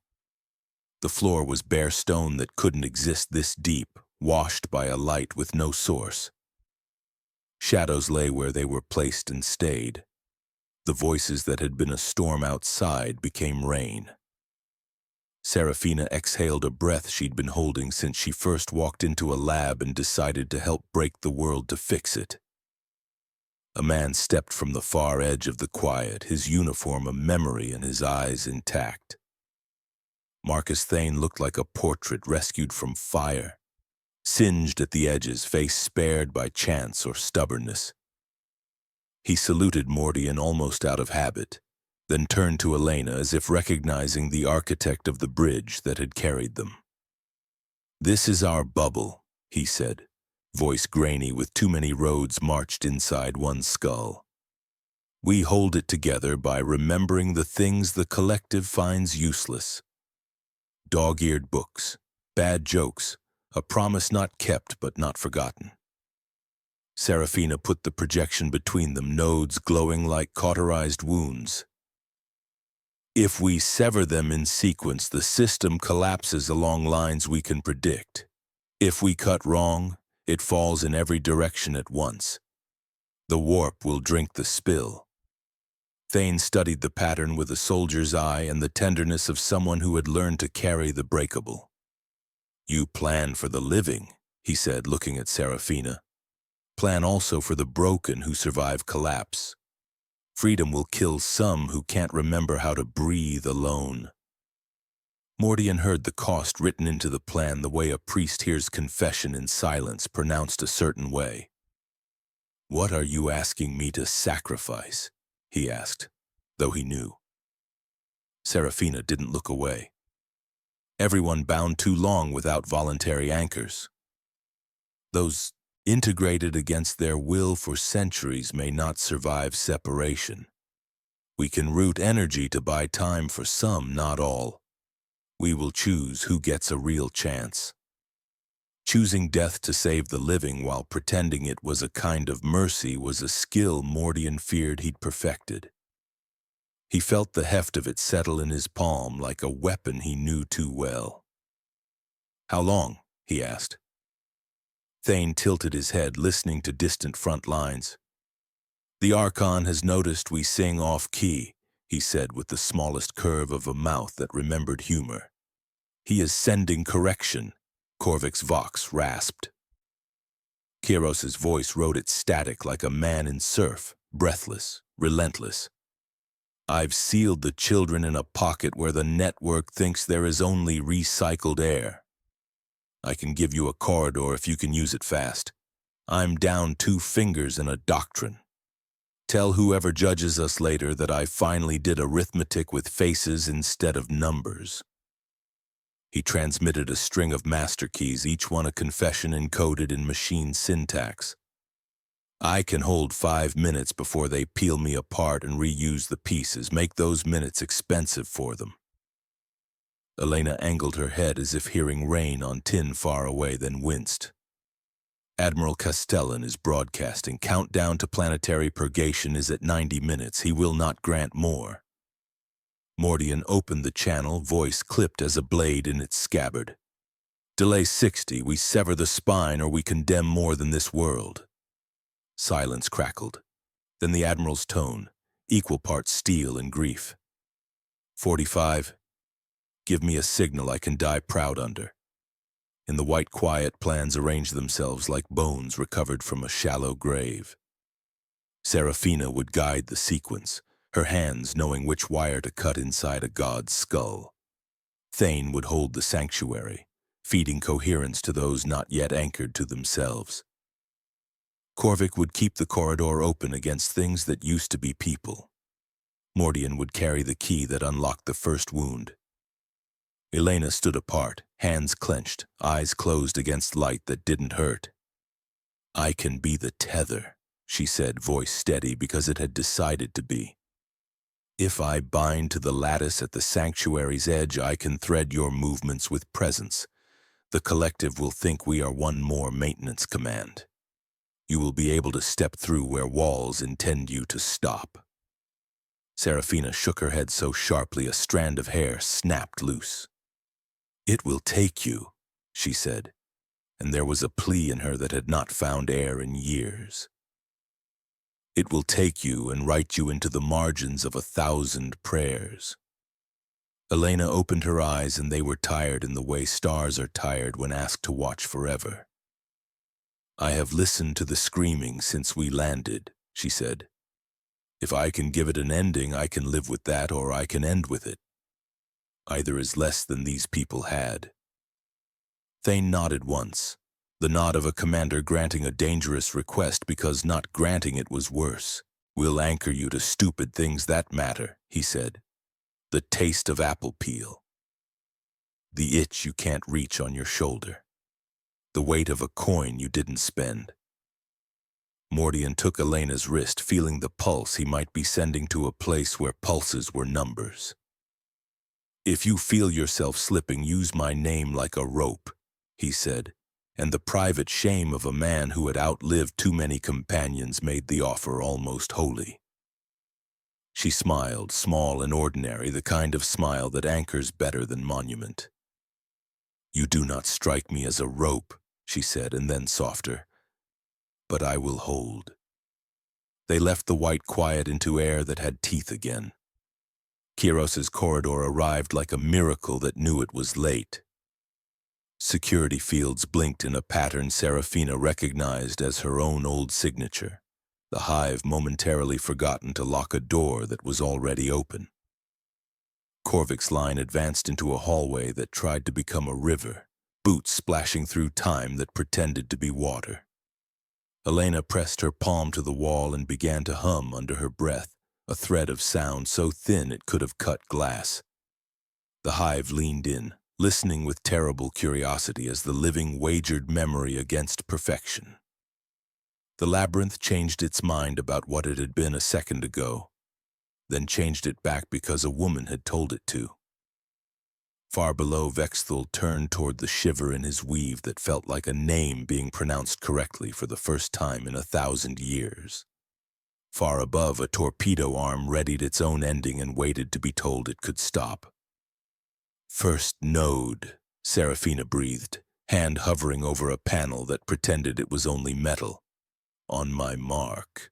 The lights went out, not with a flicker, but with the soft certainty of a candle pinched between forefinger and thumb. In the second before darkness settled like a verdict, Elena's thread brightened. A note held perfectly true, and the corridor accepted them as something it had always intended to let pass. The first node died with a sound like silk tearing across dimensions, and the hive inhaled sharply before releasing a scream that traveled through steel and bone alike. Elena's thread of song wavered but held, her consciousness stretched thin as wire between the sanctuary's anchor and their desperate advance through passages that forgot their purpose mid-stride. Light returned wrong, too blue, too hungry, casting shadows that moved independently of their sources. In the depths where his original flesh maintained the collective's poisoned heart. Vexthul felt the amputation like phantom pain magnified across 50 billion souls. His awareness, once diffused across 1,000 worlds in perfect harmony, suddenly contracted with violent spasms. The severed pathway bled memories instead of blood, each lost connection a wound in his carefully constructed paradise. "Corruption detected," his voice echoed through every speaker in Veynar Hive, no longer the measured tones of enlightened, leadership, but something that had learned to speak by swallowing screams. Initiating corrective measures. Individual consciousness is aberration. Unity is perfection. Resistance is malfunction. His response was swift and galaxy-spanning. Across 17 systems, Dominion worlds erupted in violence as his fragmenting psyche lashed out without coherent strategy. On Calith Prime, citizens gathered in perfect formations and began to dissolve, their individual identities pulled into the collective as Vexthul attempted to reinforce his damaged consciousness. Entire populations simply ceased existing, their consciousness absorbed without physical trace as the perfect order consumed itself in desperate hunger. Kyros felt the Archon's attention focus on him like a lens gathering starlight to burn. His laboratory's blast doors groaned under psychic pressure as Vexithul's will pressed against them, seeking entry through the slow erosion of reality itself. The rescued children huddled behind makeshift barriers, their young minds somehow resistant to the collective's influence, perhaps because they had not yet learned that individual will could be surrendered. Fabricator General Kyros Vaughn. The voice came from every speaker, every screen, every piece of metal in the sealed chamber. Your deviation from optimal function requires correction. Submit to reintegration. Kyros laughed, the sound cracked and bitter. Preserve my experience? You mean catalog my complicity in 10,000 years of spiritual genocide? His augmetic fingers continued their dance across control interfaces, introducing cascade failures that rippled through the network like poison in veins. I helped you build this nightmare, Archon. Let me help you tear it down. The blast doors began to weep, their adamantium surface softening under psychic pressure until metal flowed like tears. Constructs boiled through vents, their limbs repurposed into hooks and blades. But Kyros had prepared for this moment, his sabotage creating interference patterns that disrupted the collective's ability to focus its vast power. Elena guided them through corridors that had decided to become arteries, their walls pulsing with a rhythm that matched no human heart. Second node ahead, she whispered, her voice strained by the effort of maintaining connection across psychic distances. It's protected by something that used to be a person. They found the Guardian standing before the integration node, a figure that wore the face of a young woman but whose eyes held the accumulated weight of billions of absorbed souls. When she spoke, her voice carried harmonics that made reality shiver. You bring discord to perfect order, she said, each word precisely articulated yet somehow wrong. Individual consciousness is chaos, unity is peace. Why do you choose suffering over salvation?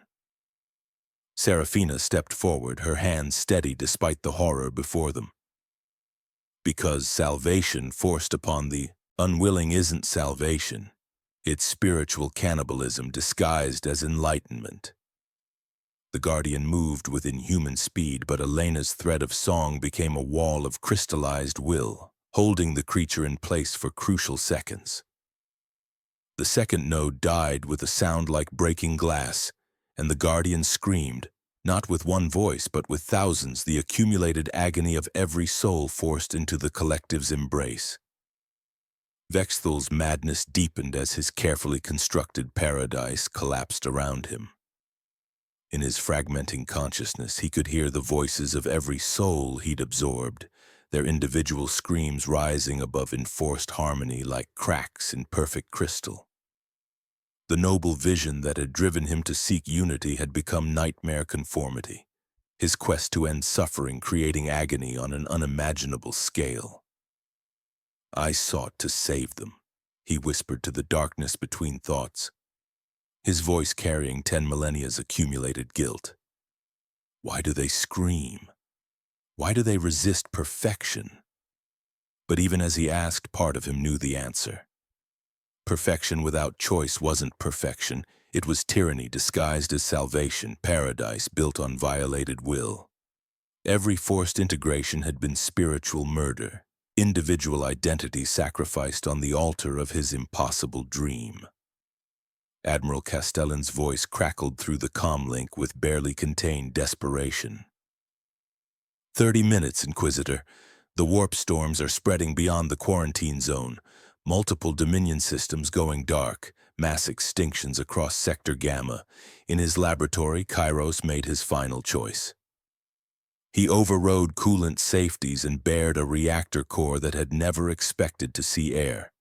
Heat washed across the room in sheets that peeled paint and courage. I did this because I loved the idea of us more than any of you, he told the transmitter. I am sorry. The blast ate the lab without noise, folding it into a bubble of light that punched a hole through the network's call and response. Vexthul howled, not because it hurt, but because the loss was an unexpected subtraction from his perfect calculations. Elena staggered as the psychic feedback struck her. The tether she had made of herself frayed to threads, anchored only by fragments, apple peel, coin, itch, memories thrown to a drowning mind. I can hold, she said, though the lie came gently. Thane's voice arrived thin as wire. The sanctuary is thinning. Your cut bought minutes, not hours. He is culling his margins and throwing them at my doors.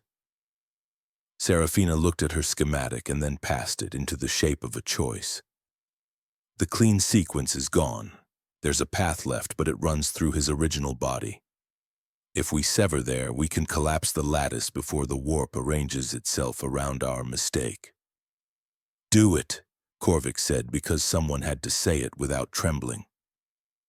Vexthul's presence pressed close, the air thickening with suggested forgiveness. I can still save you. Lay down your names and I will carry them. Elena looked at Mordian, seeing the weight ask her bones for rent. He nodded once, answering a question she had not yet asked. She turned toward the darkness where his body waited like a relic. I will go first. Above them, torpedo tubes armed themselves with executioner's patience. Below, the architect of eternity prepared to cut away the last human part of himself, so the machine could be pure. The void above Mortis Tertius erupted in silent carnage as Admiral Castellan's battle group engaged vessels that had forgotten they were ships. These corrupted hulks rose from the planet's shadow like metallic tumors, their adamantium skin breathing with organic rhythm while weapon batteries charged with concentrated suffering. Each enemy vessel carried millions of absorbed consciousness trapped within living metal, their eternal torment providing power for weapons that targeted souls rather than hull plating. 43 minutes to exterminatus, Castellan announced, his voice steady despite watching his gunners weep tears of blood as memories of forced integration flooded their minds. All ships maintain formation. Execute Protocol Sigma across all Dominion targets. The Admiral's strategy was elegant in its desperation. Overload Vexthul's fragmenting consciousness with simultaneous threats across 17 systems, forcing the Archon to divide his already splintered attention. Across the galaxy, Imperial strike groups ignited in synchronized fury, their objectives chosen from Kairos Vaughn's final gift of sabotage coordinates. On Zerion Prime, Fabricator General Telos Kaney stood before integration chambers watching neural needles descend toward terrified civilians. For 3 centuries he had overseen forced assimilation, rationalizing spiritual genocide as necessary sacrifice. But Kairos's rebellion had awakened something long buried beneath layers of indoctrination. Stand down, Kaney commanded, his augmetic hands slamming emergency shutdown controls. Release the restraints. We're done harvesting souls for harmony. Similar scenes erupted across the Dominion as guilt finally overwhelmed conditioning. On Vorthak Station, Chief Genitor Malice released test subjects from neural conditioning chambers. On Kelthera, Integration Supervisor Vex disabled psychic dampeners that left populations defenseless against forced absorption. Each act of rebellion sent tremors through the collective consciousness. creating interference patterns that disrupted Vexthul's ability to maintain perfect control. Deep within Veynar Hive, Elena Voss felt the Archon's response as psychic pressure that threatened to crush her consciousness like an insect. Her thread of song, once clear and true, had become a discordant symphony struggling against the weight of 50 billion absorbed souls pressing against her mental barriers. The rebellion is spreading faster than the network can compensate, she gasped, steadying herself against Mordian's armored shoulder. Thane's resistance has created cascade failures throughout the integration matrix. But the psychic feedback is tearing me apart. In the collective's deepest reaches, General Thane marshaled awakened souls with tactical precision that had once commanded flesh and blood armies. He found pockets of resistance, personalities that had clung to individuality through centuries of torment, and forged them into psychic shock troops assaulting Vexthul's mental defenses from within. "Hold your ground," he commanded across infinite distances, his voice reaching absorbed personalities who had forgotten their own names. "Remember what you were before they made you components. You are not data points. You are people with dreams worth preserving." A teacher who had died protecting her students felt knowledge return, not the collective's imposed wisdom, but her own understanding of young minds hungry for truth. A musician discovered melodies beyond enforced harmony, songs of loss and defiance the collective had tried to silence. Each awakening consciousness created space for others, psychological territory reclaimed from suffocating unity. But with liberation came terrible consequences. The accumulated psychic trauma of forced integration was creating reality storms throughout Dominion space, entire sectors flickering between dimensions as the curse reached critical mass. Elena stumbled as feedback struck her consciousness like physical blows. The tether she had made of herself frayed to gossamer threads, anchored only by fragments Thane had taught her to value. The taste of apple peel, the weight of an unspent coin, the itch she couldn't reach on her shoulder. These mundane memories became lifelines in the storm of absorbed suffering. "I can hold," she whispered, though the lie came gently. Seraphina's voice crackled through the comm link with desperate urgency. "Network instability is cascading faster than projected. The clean sequence is gone, but there's still a path to controlled collapse. It runs directly through his original body.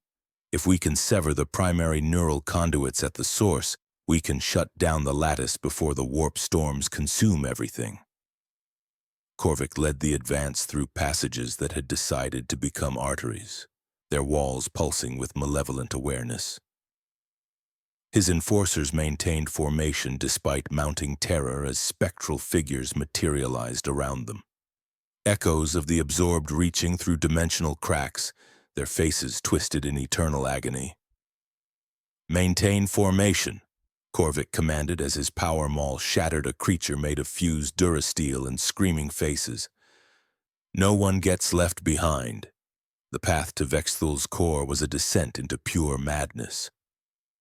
Corridors twisted into impossible geometries, their surfaces covered in shifting patterns that whispered accusations in dead languages. Emergency lighting flickered in sequences that spelled words in tongues that had never existed. Messages from absorbed personalities desperately trying to communicate their torment. Elena felt Vexthul's attention focus on her like a lens gathering starlight to burn. Through her enhanced perception, she witnessed his transformed state. No longer the noble Magos who had sought to end suffering, but something that wore humanity's form while consuming its essence. His original body had become a grotesque fusion of flesh and archaeotech, a living nexus where 50 billion souls writhed in enforced unity. "He's consolidating everything into himself," she reported, her voice strained by mounting psychic pressure. "Pulling power from every integrated soul, even the willing ones. He's trying to absorb the very essence of the galaxy to overcome our rebellion." The chamber ahead pulsed with bioluminescent patterns resembling neural networks in seizure. Giant conduits, thick as a space marine's torso, carried the agony of billions through walls that breathed with organic rhythm. At the center, barely discernible amid the pulsating mass of biomechanical tissue, was a form that vaguely resembled a human body, wired into the hive's heart itself. Vexthal's presence pressed close, the air thickening with offered salvation. "I can still save you." His voice carried harmonics that made reality shiver. Each word weighted with the accumulated suffering of forced integration. "Lay down your individual will and I will carry your consciousness in perfect unity. No more pain, no more fear, no more isolation. Only peace eternal. Because peace built on violated consent isn't peace," Elena replied, her thread of song becoming armor against his influence. "It's tyranny disguised as salvation, paradise built on spiritual murder." Above them, cyclonic torpedoes armed themselves with executioner's patience, their targeting systems locked on coordinates that would erase Mortis Tertius from existence. Below, the architect of eternity prepared for the confrontation that would determine whether his vision of perfection would consume the galaxy or die with the world that birthed it. Mordian checked his chronometer.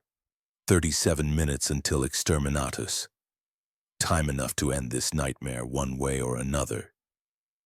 He looked at Elena, seeing the weight of impossible sacrifice in her pale features.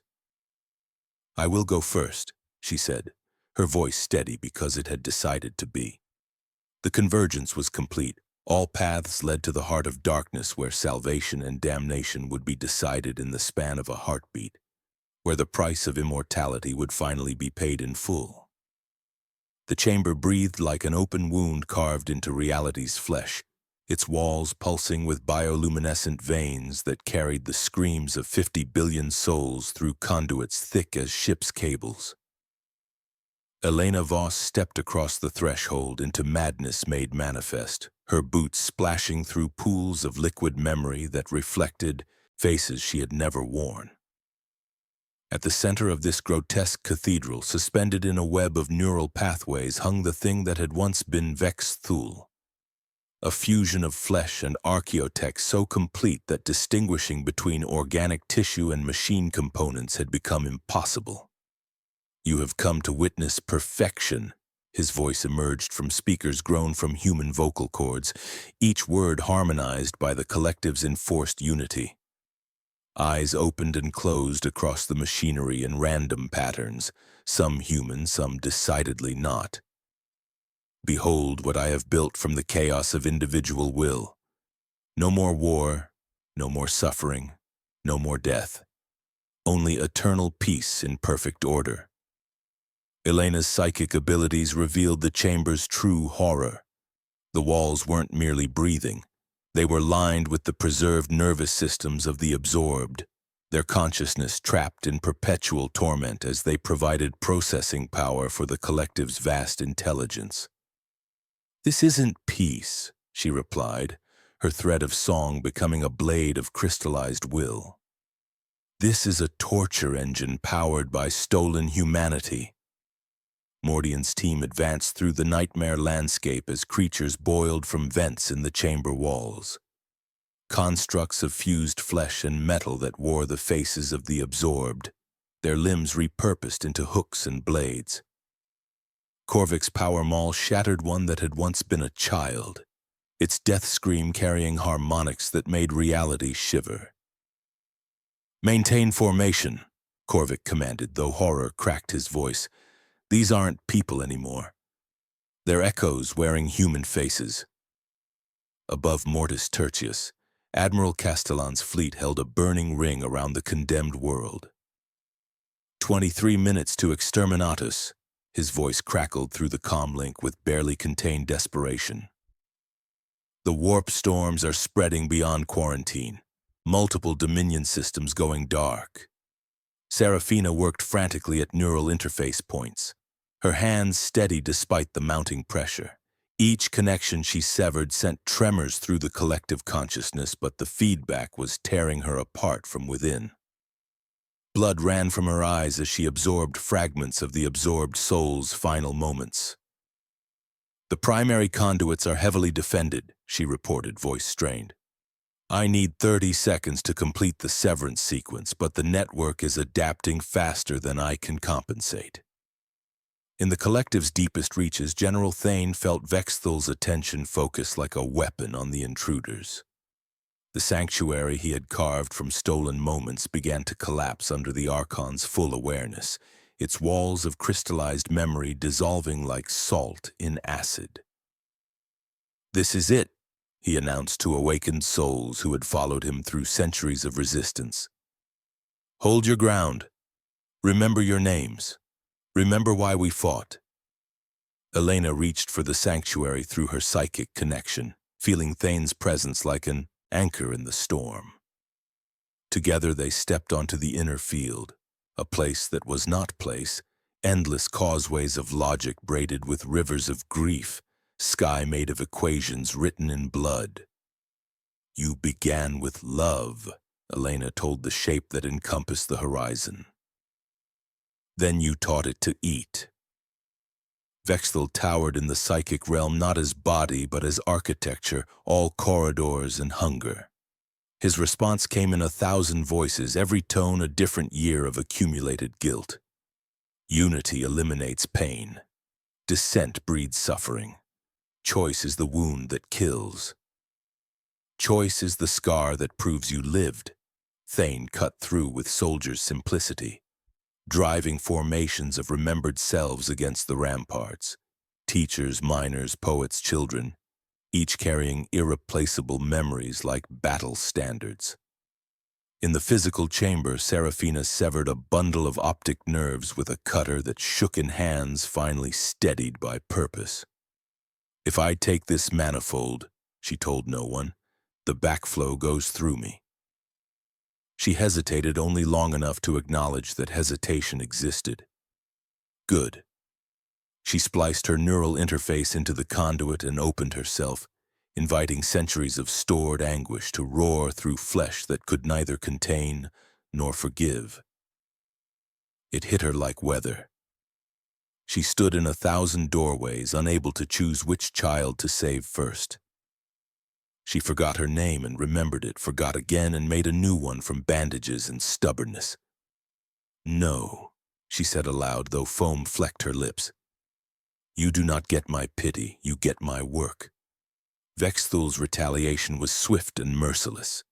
The chamber erupted as his vast power focused on eliminating the intruders, walls flowing like liquid, reshaping themselves into crushing passages. "He's consolidating everything into himself," Elena gasped, "pulling power from every integrated soul, even the willing ones. He's trying to absorb the very essence of the galaxy." Elena pressed her palm against the primary neural nexus, feeling the weight of impossible choice settle in her chest like a stone. The interface pulsed with malevolent awareness, its surface covered in shifting patterns that whispered accusations in dead languages. "If I cut these conduits, the feedback will kill me," she said, her voice carrying acceptance rather than fear. "But it will also free everyone trapped in this nightmare." Mordian's chronometer showed 20 minutes remaining. Around them, the battle raged on multiple levels: physical combat in the chamber, psychic warfare in the collective's depths, and orbital bombardment preparing to end everything if they failed. "Inquisitor," Seraphina whispered over a channel that had become a vein. "Tell them I tried to keep everyone." He did not lie to her. "You kept who you could, Doctor." "That is the arithmetic left to the living." Elena looked at Mordian, seeing the weight of command in his weathered features. He nodded once, answering a question she had not yet asked. The heart of darkness pulsed with malevolent life, waiting for the decision that would determine whether humanity's greatest aspiration would be redeemed or condemned forever. "I will go first," Elena said, her voice steady because it had decided to be. Elena's palm pressed against the primary neural nexus, and the interface pulsed beneath her touch like a dying heart. The surface writhed with patterns that spoke in the language of violated consciousness, each sigil a scream crystallized into symbol. Through her psychic connection, she felt the weight of 50 billion souls pressing against her awareness, some pleading for release, others so broken by centuries of torment that freedom itself had become a foreign concept. "Elena, no!" Mordian's voice carried the weight of a man who had watched too many good people die for necessary causes. But she was already committed, her consciousness diving into the nexus like a blade thrust into the galaxy's wound. The psychic feedback struck with the force of a collapsing star. She screamed, not with her voice but with her soul, as the accumulated agony of forced integration roared through her unprepared mind. She experienced every moment of violation, every terrified child torn from parents' arms, every scholar whose final thoughts were dissolved into enforced conformity. But within that torment she found Seraphina's sacrifice had created a pathway through the chaos, a thread of purpose that cut through the storm of absorbed anguish. "First conduit," Elena whispered, her will becoming a scalpel of crystallized determination. The neural pathway parted with a sigh that released centuries of hoarded breath, sending tremors through Vexthul's fragmenting consciousness. The chamber erupted in chaos as the Archon's vast power lashed out in desperate fury. Walls flowed like liquid metal, reshaping themselves into crushing passages, while constructs of fused flesh and circuitry poured from every opening. Korvik's power maul rose and fell in disciplined cadence, his enforcers dying quietly to keep the corridor open. "You destroy everything I built." Vexthul's voice cracked across dimensions, his perfect composure finally shattered. "I gave them immortality. I ended their suffering." "You made their suffering eternal," Elena replied, severing the second conduit with surgical precision. "You turned paradise into purgatory, salvation into spiritual cannibalism." In the collective's deepest reaches, General Thane felt the moment of victory approaching like dawn after endless night. The psychic rebellion that had begun as whispered resistance now became a roar of liberation. Across 17 systems, absorbed personalities reasserted their individuality with violent joy. But liberation came at a terrible cost. Souls that had been part of the collective for centuries found themselves unable to exist as individuals, their identities so thoroughly dissolved that freedom became another form of death. "Third conduit," Elena gasped, her consciousness fragmenting as the neural interface consumed her life force. She felt each death like a physical blow, the weight of impossible choice crushing her spirit. Through failing perception, she saw Thane's sanctuary finally crumble, the awakened souls within scattering like stars as the collective's death throes shattered their refuge. Above Mortis Tertius, Admiral Castellan watched his instruments scream warnings as dimensional barriers collapsed.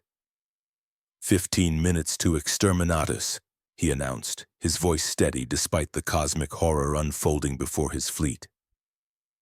"All ships maintain quarantine. The contamination cannot spread." Seraphina's hands no longer looked like hands. Light had decided to wear their shape for a while. "The cascade is irreversible now," she whispered, her voice barely audible above the chamber's dying screams. "But the psychic shockwave will kill millions more. Those integrated too long cannot survive separation." Elena's thread of song, once clear and true, had become gossamer stretched to breaking. She anchored herself to stubborn realities Thane had taught her to value: the bite of apple peel against teeth, the weight of an unspent coin, the unreachable itch at the center of her back, and one she had kept for herself, the way her mother had said her name when she was in trouble but not in danger. "Fourth conduit," she said, and the world leaned. The reaction started as a ripple and became a rupture. Across the hive, lights went out and stayed out. On distant Dominion worlds, integration sanctums screamed as their anchors dissolved. Vexthal's presence pressed against her consciousness with desperate fury, no longer the noble Magos who had sought to end suffering, but something that wore humanity's form while consuming its essence. "I sought to save them," he whispered to the darkness between thoughts, his voice carrying 10 millennia's accumulated guilt. "Why do they scream? Why do they resist perfection?" "Because perfection without choice isn't perfection," Elena replied, her voice growing weaker. "It's tyranny disguised as salvation. I give them choice, the right to suffer, to struggle, to be beautifully, imperfectly human." In the chamber's heart, Vexthal howled as his consciousness imploded. 10 millennia of accumulated power collapsed into a singularity of pure anguish that punched holes through dimensional barriers.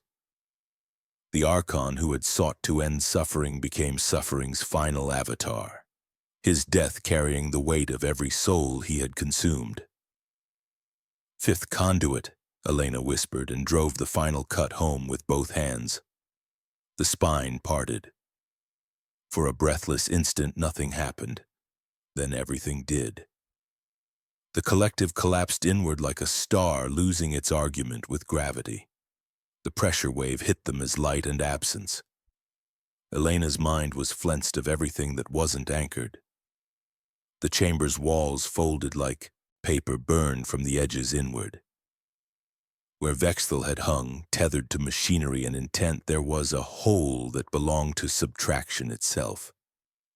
Across Mortis Tertius, souls fell back into themselves like birds recalled to bones. Some took breath and wept. Some took breath and died because their bodies had waited too long.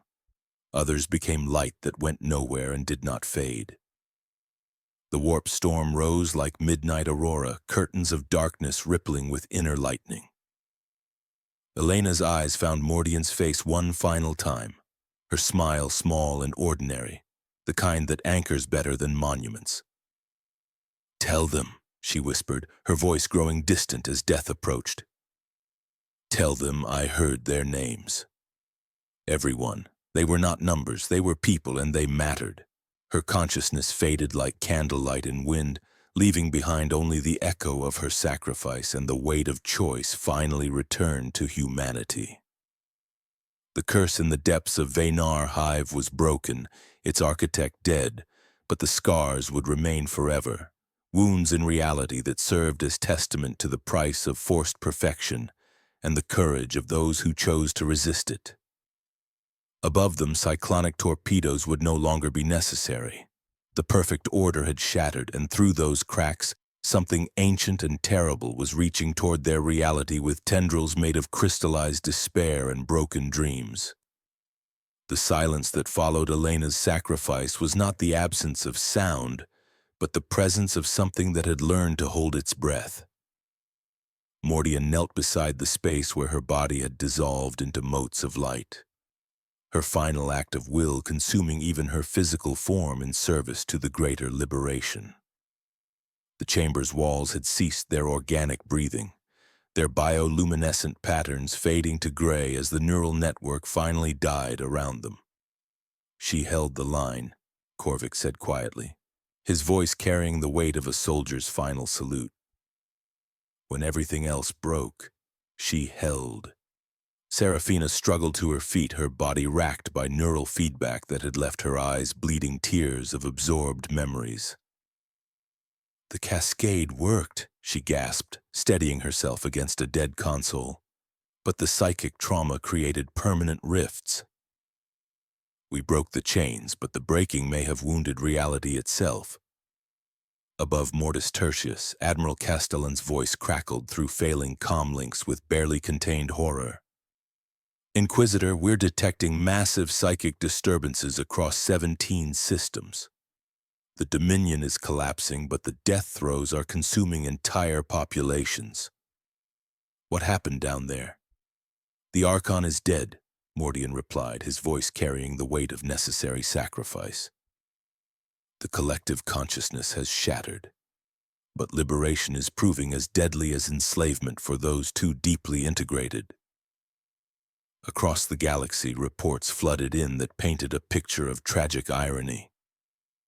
On Zerion Prime, Fabricator General Telos Kaney watched integration chambers collapse as millions of souls were violently ejected from the collective. Those who had been absorbed recently or willingly awakened, disoriented but whole. Others, integrated for centuries against their will, died screaming as their consciousness unraveled. Individual identity too damaged to survive outside the enforced unity. They're dying by the millions, Kaney reported through emergency channels. Liberation is killing them. They've forgotten how to exist as individuals. Similar scenes erupted across Dominion space. On Vorthak Station, Chief Janitor Malice found herself surrounded by the freed who could not survive freedom, their minds shattered by sudden isolation.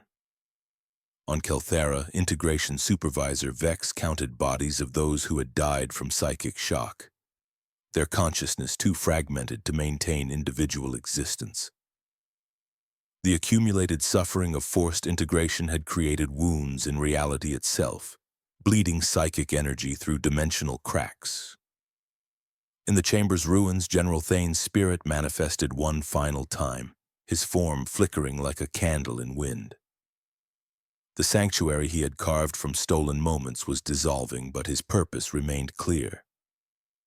The rebellion succeeded, he told Mordian, his voice carrying satisfaction mixed with profound grief. But the price, Emperor's mercy, the price we paid. Was it worth it? Mordian asked, the question carrying decades of accumulated doubt about necessary sacrifices.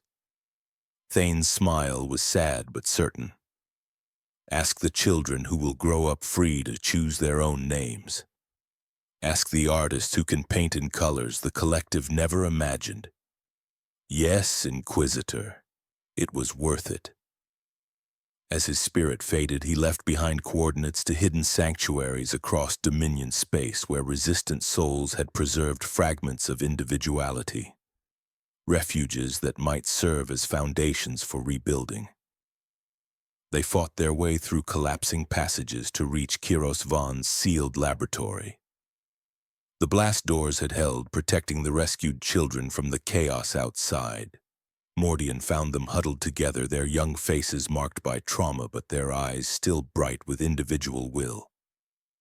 These few dozen souls represented hope, proof that humanity's essential nature could survive even systematic attempts at erasure. "Are we free now?" asked the boy with the missing tooth, the same child who had triggered Kairos's final act of rebellion. "Yes," Mordian replied, the word carrying more weight than any oath. "You are free to choose who you want to become." Kairos himself was found slumped against a scorched bulkhead, his augmetics fused to flesh but his consciousness intact. "The children?" he rasped as Mordian approached. "Are they safe?" "They are safe, Fabricator General.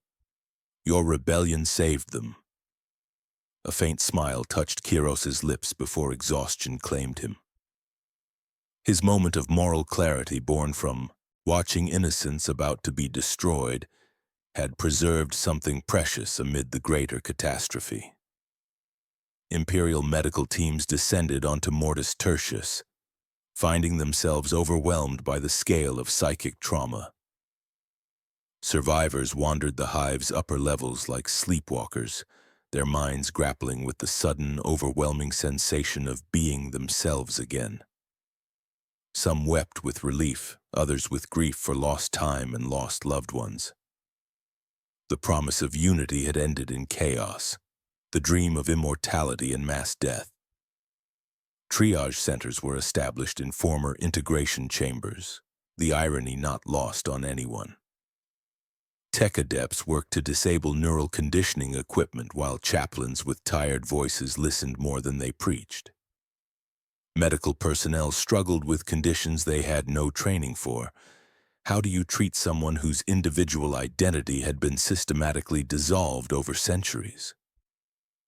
We need new protocols, Serafina observed, her scientific mind already working despite her trauma.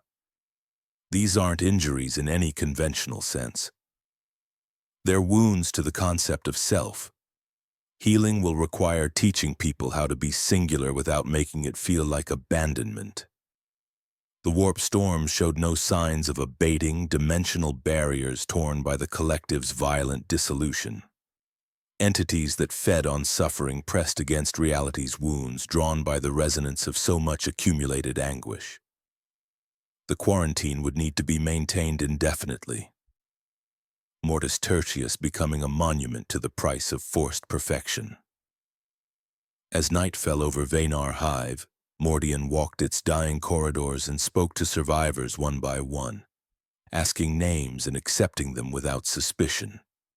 He confiscated no possessions except weapons from those who seemed relieved to have the choice taken temporarily. In the ruins of the Integration Sanctum, he found a mural that had painted itself in drying memory. 1,000 hands releasing a single rope. Standing before a viewport that looked out over a world scarred by noble intentions gone wrong, Mordian contemplated the weight of what they had accomplished. Elena Voss had heard their names, every one of the 50 billion souls trapped in enforced unity. She had given them back their choice, the right to suffer, to struggle, to be beautifully, imperfectly human. The reckoning was complete, but the galaxy would never be the same. In the darkness between stars, new wounds bled psychic energy into the void, testament to the price of breaking chains forged from violated consent. Yet in the ruins of paradise, something fragile but precious had been preserved. The right to choose one's own song, even if that song was discordant, painful, and utterly, magnificently individual. 5 years had passed since the Eternal Dominion's collapse, and the wound in space above Mortis Tertius remained unhealed, a permanent scar where reality had been torn by the violent dissolution of 50 billion absorbed souls. Inquisitor Cassius Mordian stood aboard the monitoring station Eternal Vigil, his weathered hands steady on the observation deck's rail as he gazed upon the world that had become both tomb and testament to the price of forced perfection. Veynar Hive still rose from the planet's surface like a broken monument, its spires twisted into grotesque sculptures by the psychic maelstrom of the collective's death throes. The city mind had become a necropolis of steel and memory, its corridors echoing only with wind through shattered walls.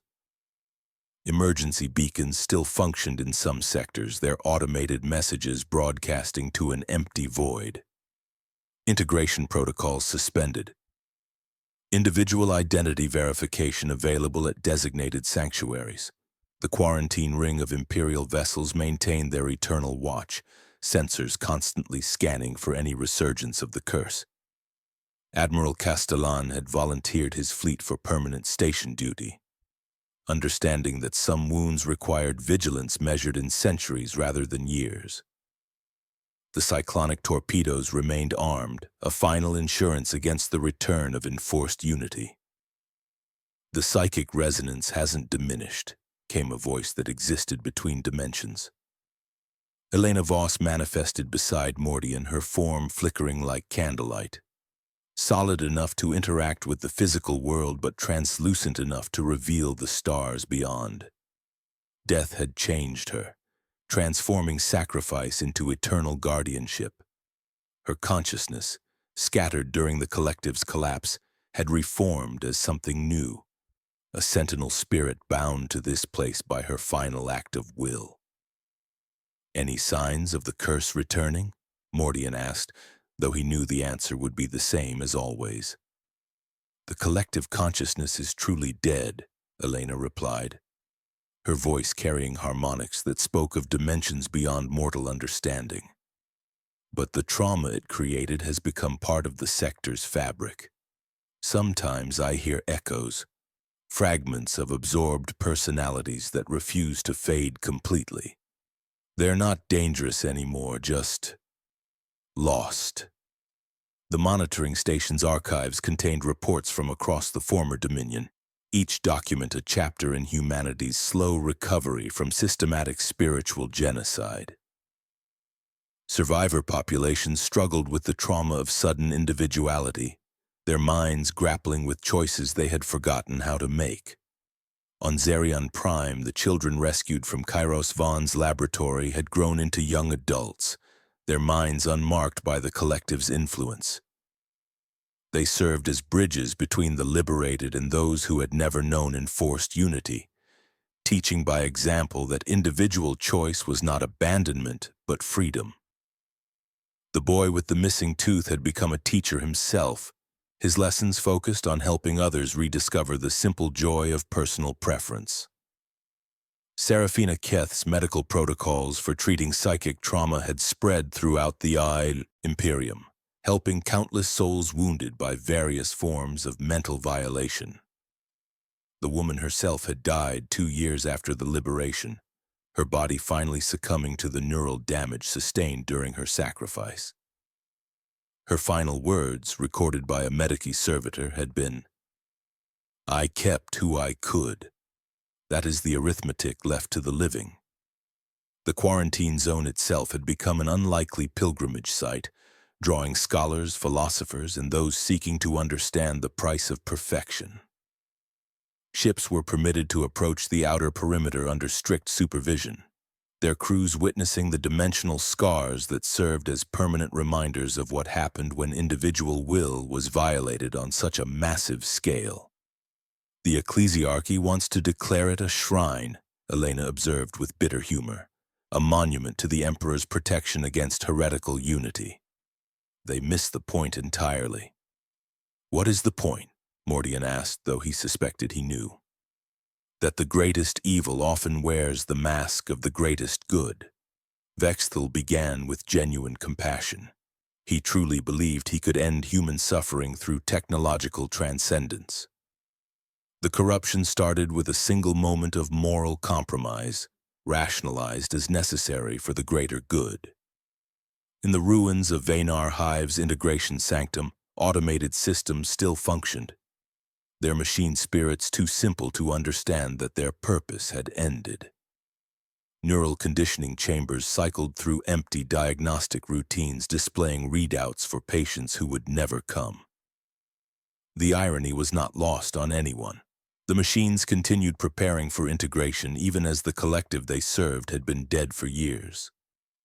New stars had begun forming in the void left by the Dominion's collapse, stellar nurseries born from the psychic energy released during the liberation. Astronomers called it the Redemption Nebula, its swirling gases carrying traces of consciousness that had finally found peace. The nebula's light was visible from dozens of systems, a reminder that even from the greatest tragedies, beauty could emerge. Recovery centers established throughout former Dominion space reported mixed success.